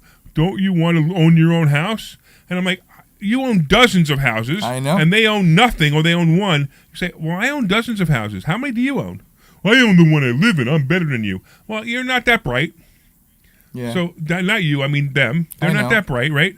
So why don't you just stand up and say, hey, I'm smarter than you? So instead, you felt pressure to buy this house, Mm-hmm. and you, at the time, you're buying it for you so you can tell all your relatives, look, I bought a house for me and my wife. Meanwhile, it was the wrong house for you and your wife, completely the wrong house, which is the other reason I said don't buy it. It was completely the wrong house for you and your wife. It was not enough bedrooms, not enough bathrooms. I was planning on extending it massively with the second floor. You wanted to blow up the top and put the second floor. Yeah. Why would you do that when you could buy one already ready to go for probably less money than you could blow up the top for? So now here's something interesting. You got to see Deb's face. I'm just listening, and this is gonna sound totally wrong. I'm just grateful that I'm not the only idiot in the room. You know what I mean? We're all idiots. Oh my how many God, times- Debbie! No, I'm just saying because I had so many problems with Monroe, and it's starting to finally, hopefully, get on track. But I'm just glad because I got so much crap over that for the last 2 years, and I'm finally glad that the spotlight. Somebody else made a mistake, right? Yeah, the spotlight's But off me right now. everybody makes mistakes. We are I'm telling having- you, I've made mistakes. I've made mistakes in properties. I've also made mistakes in the stock market. I had 1 year I lost $500,000 in the stock market 1 year because I did 3 plays that were outside my own rules. My own rules. The rules that I write, that I teach, I made 3 plays. I was like, you know what? I'm going to ignore my rules because I want to lose money. It's basically what I should have said to myself, right? And I lost $500,000 in the stock market. Now, it just so happened that I increased my net worth that year, $1.2 million, so it wasn't so bad.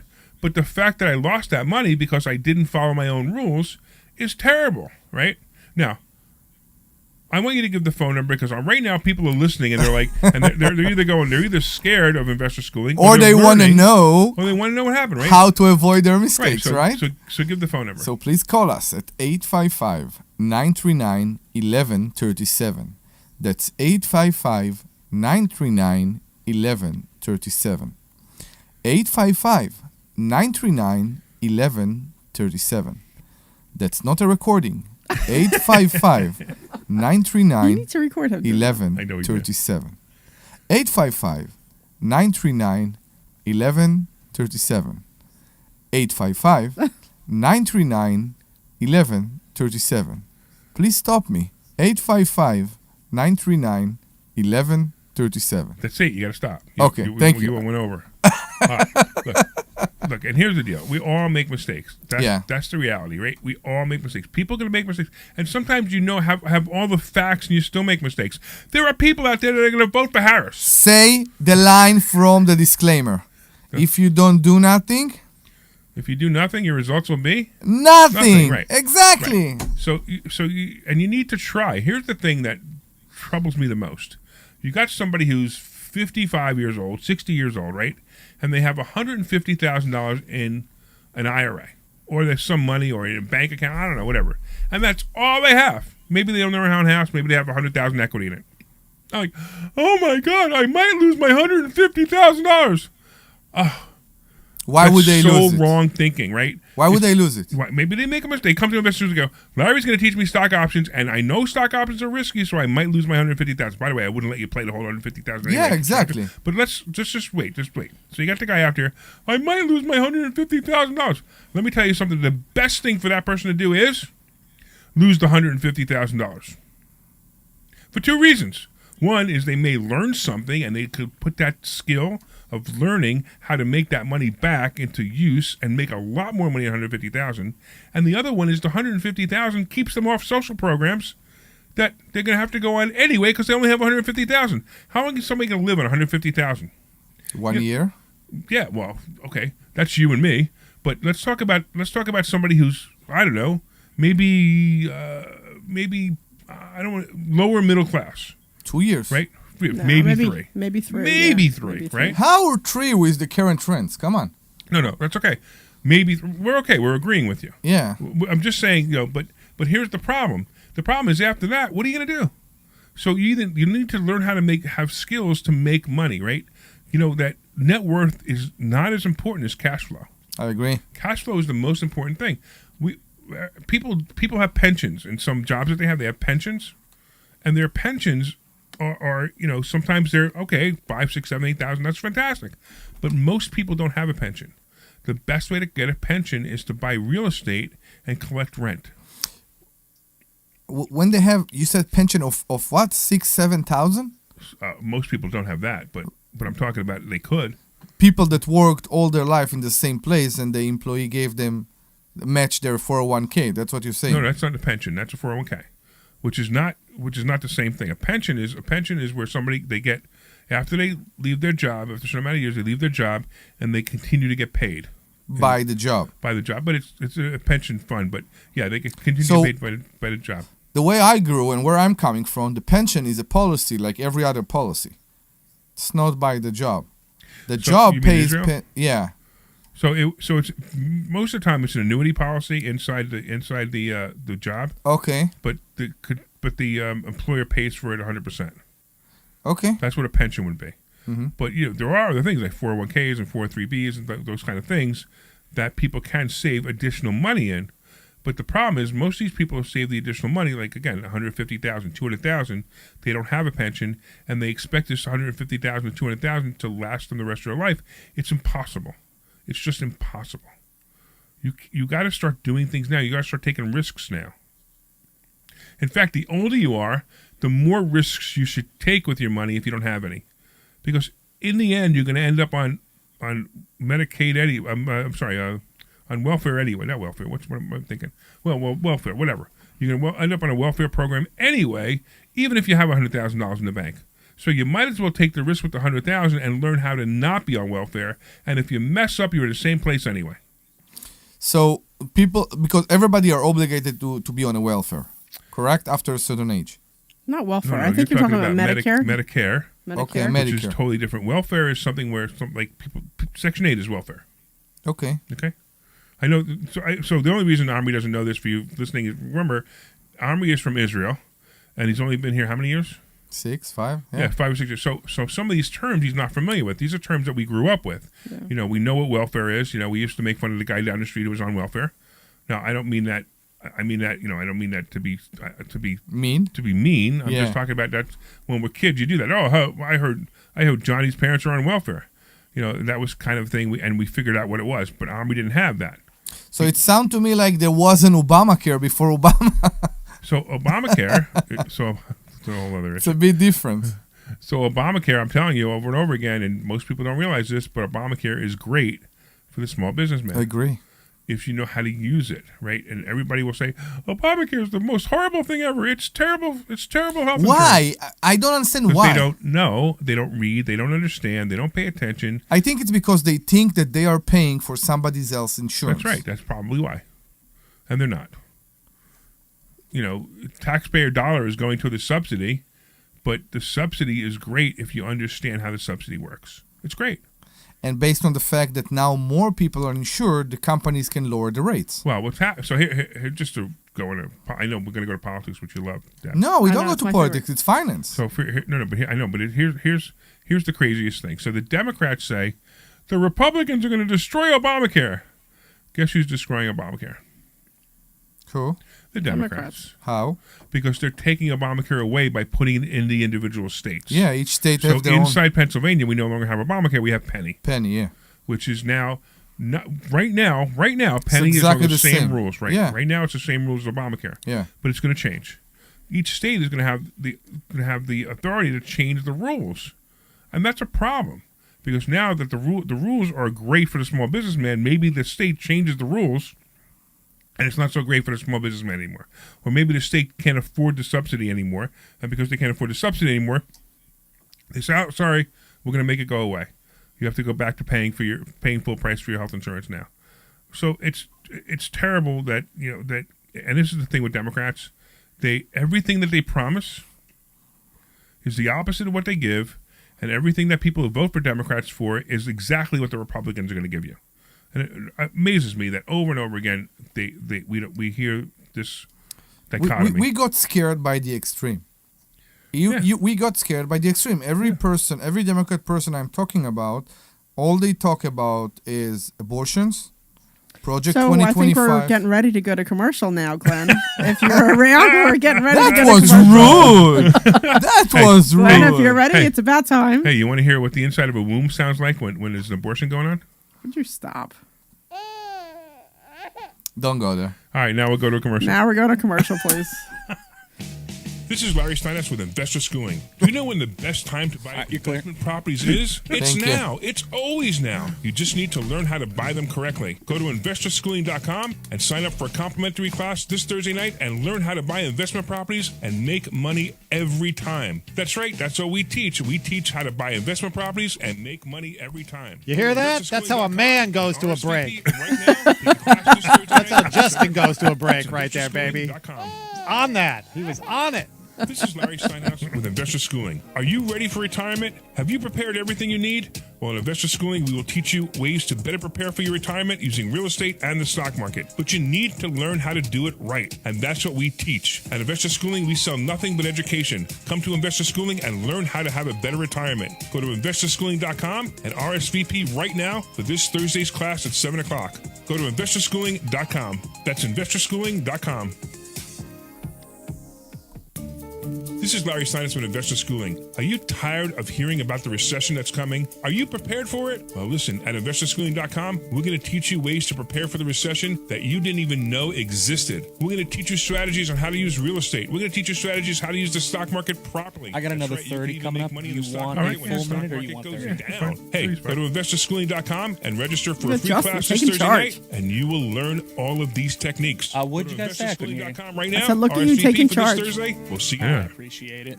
Justin's This voice is is so much with nicer Investor than Glenn's, Schooling. isn't it? Don't go through I life kinda ignorant like about Glenn. how to become a millionaire. Learn how to invest in partial real to estate, Glenn. the stock market, precious metals, and learn from an expert. At Investor Schooling, we teach these things and more. We only provide education, and we will teach you how to leverage real estate, how Coming to leverage back in the stock about market, 10 and seconds. how to leverage precious metals to make more money than you've ever made before. Go to investorschooling.com and take a complimentary class this Thursday. We will see you there. Investorschooling.com. That's investorschooling.com.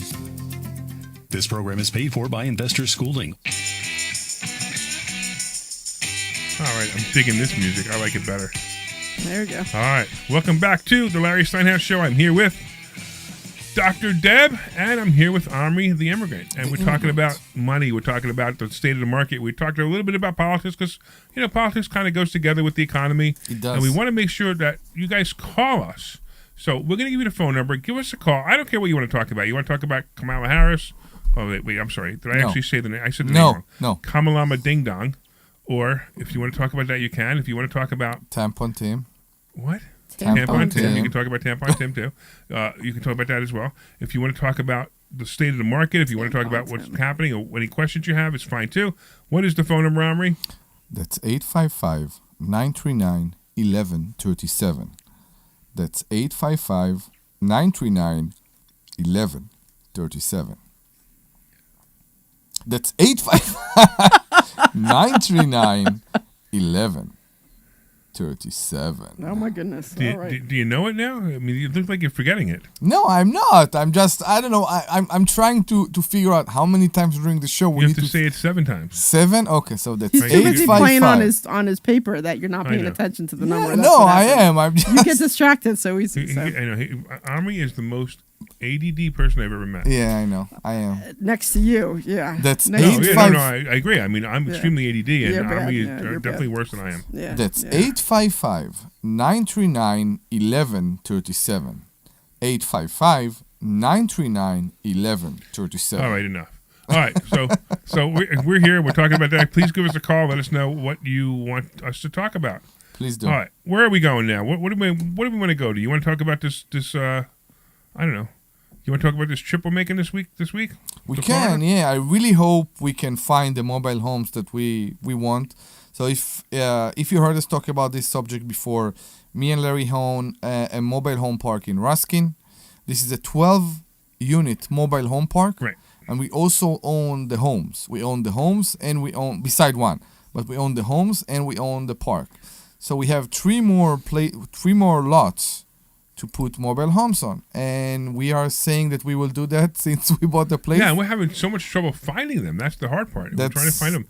Now, we could buy brand new ones, but it's silly to buy brand new ones. The brand new ones are $150,000 to $200,000. Well, yeah, how they which is became insane. so expensive. I know, it's totally insane. I don't know how. I'd rather build a modular house for $200,000 than put a mobile home on there. I agree. I don't understand that, but they are extremely expensive, and of course the regulation is the regulation, and you need to take care of their license and all those things. Yeah. So I'm really surprised they're that expensive because you guys don't know this, but so I moved out when I was 17, and by 18 I bought my first place, and I lived in a trailer for a couple of years. You owned a trailer, or I owned the trailer, but Okay. I had to pay lot rent. Right. Okay. But it was only like $38,000. That would be expensive for then. Yeah, but I mean, But you're right. I mean, they're really cheap. $38,000 We new. can't find No, them. it was No, used. not It was used, but No, it we're was, talking about $200,000 new. No, I know, but still, because I mean, I didn't know at 18 that I could buy my own house. Like I didn't know I could do that, because I was working at a pharma company and I was making decent money, but I didn't know that I could buy a house back then. So I thought I'm like, let me buy a trailer and I live by myself and do my thing. That's right. You But sell it for more wait. money? Yeah, I did. Actually. Isn't that great? Yeah, I sold it for more money. I'm confused. Why? $38,000 back then seems like a lot of money. It was. That's He what I said, just said. He said I overpaid Yeah. for it. But I didn't know. Okay. I was 18 years old. I was 19 years old. I didn't know any better. How much a house would cost back then? So there was a house that Probably under 100. it was around 100. The house I was looking at was around 100, and I thought I couldn't afford it because I thought, Okay. I just didn't know any better. And like you, Omri, my parents were immigrants, so they didn't know anything about, and they never owned a house, so they didn't know anything about anything here in the U.S. So I get it. they couldn't help with any of that. So, and that house today is probably worth $450,000. Isn't Or it something, amazing? if That's not why you more. never sell a house. Well, no, I understand. Every house but- I've ever sold is now I worth so much regret money it. that I wish I never sold it. I know. So I'm never selling any houses anymore. Yeah, it's a You very know- good conclusion. It's funny. I got every once in a while I get these text messages. You get them too, right? You get the letters in the mail. And they want I to get buy the your letters, they want to yeah. buy your property. So many. So I get the text message the other day. One of my properties, it's worth about $230,000, and they sent me a text message. Are you interested in selling 1 to 3 Main Street, whatever it was? And I wrote back. I said yes for $300,000. And you told me they called you back. And they called me back, and when they call me back, they go, okay, why do you want to sell it? I said, because if you give me $300,000, I'll take it. And the guy's like, well, what do you mean? I go, because it's not worth $300,000. So if you give me $300,000, I'll take it. He goes, I'll get back to you. I'll let you know. And of course, I never heard from him again. Yeah. But that's it. I mean, the only You time never I'm selling heard? They property- didn't call No, again? they didn't call. Okay. The only time I'm selling a property is if I can get ridiculous money for it over what it's worth.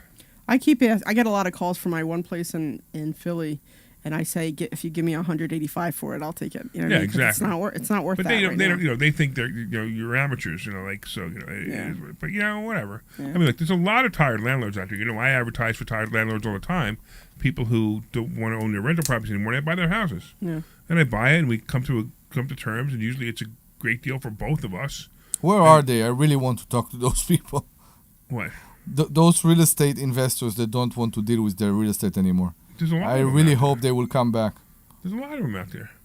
You know, All right, I have a whole bunch of letters next door that I have to send out, right? All right, we got a really great question coming up. What was? I Let's can't- talk about Mike. What's going on, what's the Mike? question? Leonard, Yeah, I shut just it have a off quick this morning. question. I live in an apartment complex. I don't want to give the name, just for I don't know, security reasons. I just don't want to Yeah, get fine, involved. sure, But sure. the issue is, but the issue is this: yesterday, we got a notice in the building from the water company that we got a 30-day shut-off notice because evidently the landlord has not paid the water bill. So how many units is And this? you're up- I'd say, there's 3 buildings. I'd say probably 95 per building. Oh, so I it's a don't know. really I mean, big, I'm not really certain. big building. Okay. Yeah. And you don't, and the water's not in your name, correct? The water's in the landlord's name. No, they in fact they charge an extra fee on top of the rent for the utilities, which covers the water and the heat. Is it a fixed fee or is it a fee that change every month? No, it's a fixed fee. Okay. Yeah, which is the right way to do it. That's fine.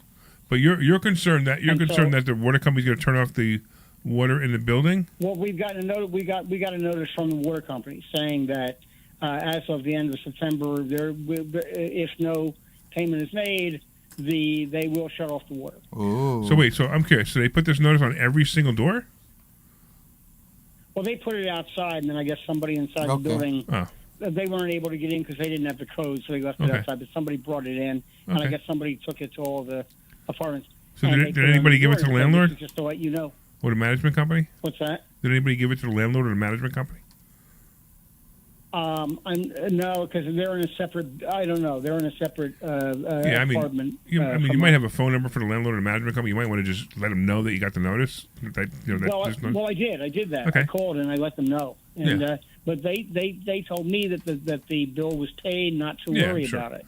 So here's And- what probably and so happened. I called the water company, and they said the bill has not been paid. Right. So all right. So whatever it is, obviously you can't get much more. So the question you have is, can they actually turn the water off? Right. And the answer is yes. Well, yes, yeah. The question is, will they do it? They got 95 people that they're going to turn water off to. So it may not happen, but what they're trying to do is it's a scare tactic to get landlord to pay the water, which, by the way, your landlord should be paying the water. I don't know what happened. I had this happen to me one time. Well, they said they're 30 days delinquent, and they gave the amount of money that they owe. 30 days They is also nothing. letter also said that if we want to, which we're not, that collectively, if either they have to pay it or collectively the residents could pay it. That's hysterical. That's something very, very weird. I've never heard about No, the no, water so company They're just trying to doing bully this their play. landlord into Yeah, paying it, yeah, that's yeah. all. So they can, I mean, look, if you get a 10-day shut off notice, you might want to get worried. But I'm telling you, you're not going to get another notice. They're basically just bullying the landlord. They're using the tenants to bully the landlord. But I'm going to tell you something happened to me one time. It was really bizarre. I owned a property that had 2 separate water meters, and when I bought the property, right, they turned one of the water meters into my name, and I didn't realize I had 2 separate water meters. So obviously, I kept getting a bill. I kept paying it. I kept paying a bill. I kept paying it. I kept getting a bill. I kept paying it.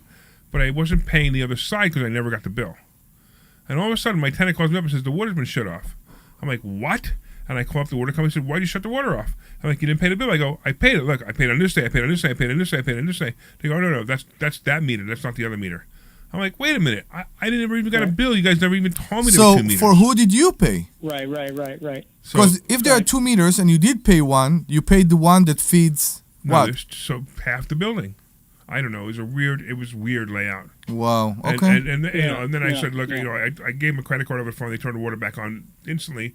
But I'm like, they it's the kind of stuff. It's like, if they did their work, their paperwork properly, this could have never happened. Yeah. And they wanted to. It was really weird. They wanted to. Yeah, and they gave an amount an amount of money the amount of money that they owe. How much was that it? They haven't paid. $2,500. $2,500. Believe me, they're going to pay that bill. Don't even worry about it. Yeah. Yeah. I I'm think sure it's they a will. misunderstanding between Yeah. the management company or the owner Yeah, and it's the utility company. It Yeah. doesn't seem. They turned my water Yeah. off for less. Right. But it's an interesting all right, question. Well, thank you. Hey, Mike, All right, well, listen. Thank you very much. Thank Mike, you. you got to stop. You got to stop renting. You got to come to investor schooling and learn how to buy houses with no money. Please do. I'll try. All Thank right, you. all right, you got it, man. All right, we got also Tom in Philly. What's going on, Tom?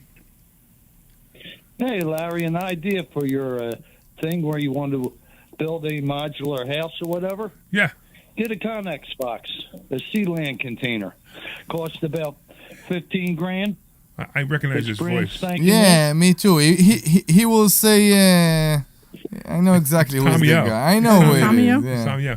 So You Tommy. got By the way, Tommy's a student, and it was funny. I didn't realize it at first when I recognized his voice. I realized it. So first of all, Tommy, the problem with the containers. So Tommy's talking about building a container home, which is great, but I have no desire to build a container home. I don't know if it's legal. I see them all the legal. time. You have to get permits. You have to do everything. Just like any other home. You have to insulate it certain ways. You have to put drywall in certain ways. There's no reason you can't make a container home. But I have no desire to do that. That's a lot of work, and it's a lot of hassle, and things I just don't want to do. But it's a great idea, Tommy. Hey, by the way, Tommy, why don't you tell people about your experience with investor schooling? You learn a lot. You learn a lot. You learn how to become your own bank and borrow from yourself, which is a beautiful thing. I like the way you just you didn't even know what to say. You just said you learn a lot, which is great because that's such a perfect response. Actually, it really is. You do learn a lot. So your favorite thing is becoming your own bank, which we do teach. Excellent, man. And it's easier lending money for real estate than buying real estate. That's actually very true. If you have some money right out there and you want to lend it to a real estate investor and you do it the right way, not the wrong way, you do it the right way, not only can you not lose money, but you hope the person doesn't pay you back because if they don't pay you back, you actually make more money. Mm-hmm. Right, Tommy? Yeah, you get the property. Yeah, It's exactly. The beautiful. property's always worth more than what you lent. So it's really cool. All right, man. We appreciate the call. Thanks. Talk to you soon. All right. Where are we? We got another 10 minutes left. What do you want to talk about? So we can go back. We started to talk and then the subject went. I don't know what will happen with the rentals. We see that the rentals are still going up. The prices are still going up. Well, you got... Not only You Section want to 8. talk about your Section 8 rental? We can talk about Section 8. Holy cow. I got the table from Section 8 about the prices. Specifically right now it's in Norristown. And I was amazed.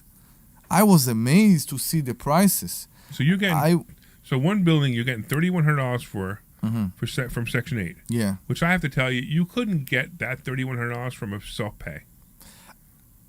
Prices are going up. I agree with you. I think you couldn't. When you say prices are going up, prices of what are going up? Rentals. They are still going up. No, because I had to reduce my pricing. I was going in to say, I Philly. don't think they're going up. But they're going up with Section 8, but they're not going up. I think because I ended up taking a $150 pay cut for my place in Philly to get rented. You did what? The one that you were at this morning. Yeah. So I was renting that out for $23.50. Yeah. And then I couldn't get I relisted it and I wasn't getting anything. Larry listed it for me on the MLS. We weren't getting anything. No response. No showings. Yeah. Nothing. Nothing. It's just like us in Ruskin. I So I think what we should do right now as landlords, and the tenants can call us at 855-939-1137 and curse us. But what as landlords we should do right now is get the best rates we have. Why? Because when the rents won't get increased anymore, okay, and we will need to keep our tenants in, you know what will get increased? The taxes will get increased. That's right. The insurance will get increased. I don't see with this huge inflation how maintenance will get lower, how we won't be back in times that to replace a whole roof will be 2.5 or 3 grand. Okay, so let's go back to this. So what you're saying is you should get the highest rate you can get, and you should raise your rents every year something. Yeah, I think that's what you're trying to say. Because really I don't think you will be able to raise every year. I know Well, that's what you we will. said. So the difference is, so if you have a guy, he's paying $2,000 a month, Yeah. and you want to raise the rent 5%, right? That's $100. Mm-hmm. But maybe you don't raise the rent 5% next year. Maybe you raise it by $50. Mm-hmm. And if you raise the rent by $50, the person staying there isn't leaving. You're not getting me. And I will explain and I will give an example, okay? This person that pay right now $2,000, okay, will have availability across the street of a landlord that now have availability, and he can get the $2,000 he used to get. So we rent it for him for 16 or even 15. It's not going from $2,000 to $1,600. I hope He's not. not getting the same thing as you. I hope not. But when the availability will start, when we will see more inventory for rentals and the availability will come higher, of course, we will see more and more people that will have other options. So this is what's happening. It's not that there's not enough availability. I mean, I'm sorry, there is not enough availability. Although in Bucks County we got 3 new apartment complexes going up. I know. That's going to take away from rentals in this area, but those are high level rents. I mean, you got by the mall. You got Simon Mall. 195. Yeah, What's Simon by Mall? The mall, the Oxford Valley Mall. Oxford Valley, yeah. Oxford Yeah, Valley yeah, Mall, yeah, They yeah. got a whole bunch of 2,000 apartments. I think it was. It's huge. I don't know. Something 2,000, crazy. really? Well, I think 2,000 is going into Chamonix. Yeah. But whatever it is, I mean, it's More ridiculous. likely, yeah. And these guys are gonna, these guys are gonna, take up the whole market. Why would somebody want to pay $3,000 for the house you have when they can go to one of these luxury apartments? Now I realize that yours is more bedrooms, and that's probably the answer. It doesn't matter. Yeah, I get what you're saying. Some people want to enjoy those amenities that those places has. Somebody's cleaning for you. You have a pool. And it's you brand new. I know. I mean, you still smell the paint on the wall. I know. It's instead great. of, your neighbor's dog. Yeah, exactly. Or the dog that used to live there, that kind of thing. Yeah, so I get you. I think that as landlords, in order to be able to keep maintaining and holding the properties, we need to get the best we can right now. Yeah. Because maybe tomorrow And we won't raise the be rents able to. Slowly. The biggest yeah. mistake I made was I left a couple of my units. I didn't raise the rent like a couple of years Me ago. too. I just let it go and I forgot. I just didn't do it, right? And then last year I had to give them all big rent increases, and they all got mad. If I would have raised it $50 at a time instead of $150 at one time, they wouldn't have gotten mad. So I tell you what I do. I try not to raise rent on the first year, and then on the second year I'm doing increments of something like 2 to 4%, depend on the market. Exactly. Yeah. And that's perfect. That's exactly what you should do. Yeah. And that's why I'm saying, it's not so bad. We are getting lower rents now when they first came in. I mean, I used to get incredible rents. I used to laugh like, holy cow, I got that rent for that. I can't believe it. Yeah. Now it's like, I'm low. I keep lowering, like you just did, Deb. I keep lowering my rents until I get enough calls that I rent it. Yeah. But then you add pet fees. All right, we should go into that. That's a whole thing. We got a whole 5 3 minutes. Why don't we get into Dude, that? So, all right, so we should yeah. go into this. Let's get into it. So I have this condo out, the one that you went to today. I have this condo out in Philly that I bought at a tax deed auction years ago. Anyway, so the people said, so it's 2 sisters who are renting it, and they said that they have an animal. And I'm like, Let me guess. I'm sorry. Let me guess. Is it a service animal? It's not a service animal. It's an emotional support animal. Okay. If it was a service animal, it'd be totally different. Yeah. So I don't have any problems with service animals. I don't care. But I mean, they're like, when they were looking at the apartment and they came back and they asked if they could bring their parents, and I'm like, yeah, whatever. And we went back, which was kind of annoying. And you didn't know about the animal back then. Let her talk. Let her tell the story, okay? Okay, sorry. Yeah, she hasn't talked all day. Let her talk. Okay, sure. So anyway, so the parents come back. The mother was just like very aggressive, and I get it because it's her kids and blah, blah, blah. So I just blew it off. Even the father was just like, cut it out. Whatever her name was. He's like, cut it out, because she was really being kind of obnoxious and rude to me. Okay. And I just kind of blew it off. And the parents were like, the kids were like, Mom, and the husband, like I said, finally, whatever. Anyway, so they were saying that they have 2 cats. I'm like, okay, that's no problem. It'd be, a $300 upfront pet fee and then $25 per cat, a month. Yeah, okay. And they're like, well, they're emotional support animals. I'm like, okay, that's fine. I say you just need to show me the training and all the certifications. Well, it's a cat. I'm like, well, there's got to be something somewhere, so I need to have that information before, otherwise it'll be counted as a pet fee. And she got it really nasty and irate, and I'm just like, whatever. The tenant or the mom? The mom. And then what did she say?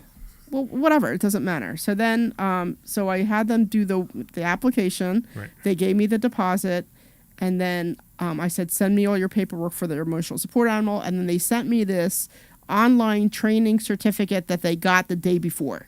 And I'm like, this doesn't qualify as an emotional support animal. What is it? Emotional support. So animal. No. What is the So here's the what's paper? going on, John. We just explained. So right now, you could go on internet and Google and say, make my cat an emotional support animal, and this company for $50 or $100 will send you a certificate that says it's an emotional support animal. Whether it's an emotional support animal, so basically it's a scam. It's a fraud. Yeah, exactly. Right, Completely fraud. It's total fraud, total scam. But the people think they can get away with Without checking the animal at all. it. Right. Exactly. Right.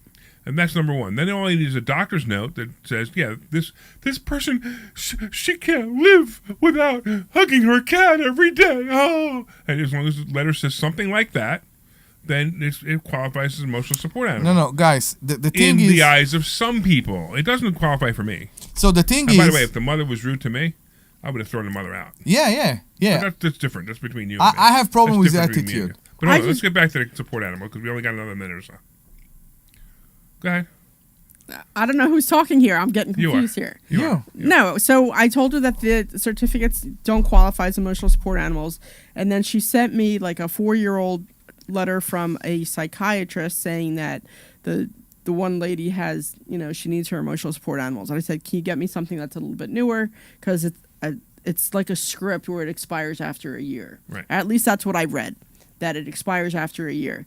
And then they got me a brand new one. I'm like, all right, fine, and I'll accept it, And then I took off the whole pet fee. So it was from like a So you psychologist? It was from a psychiatrist. Okay. It was from a letter from a psychiatrist. So let me be clear. So you caved, but you caved because you figured, hey, you might as well just rent it, and who cares about the extra $15, right?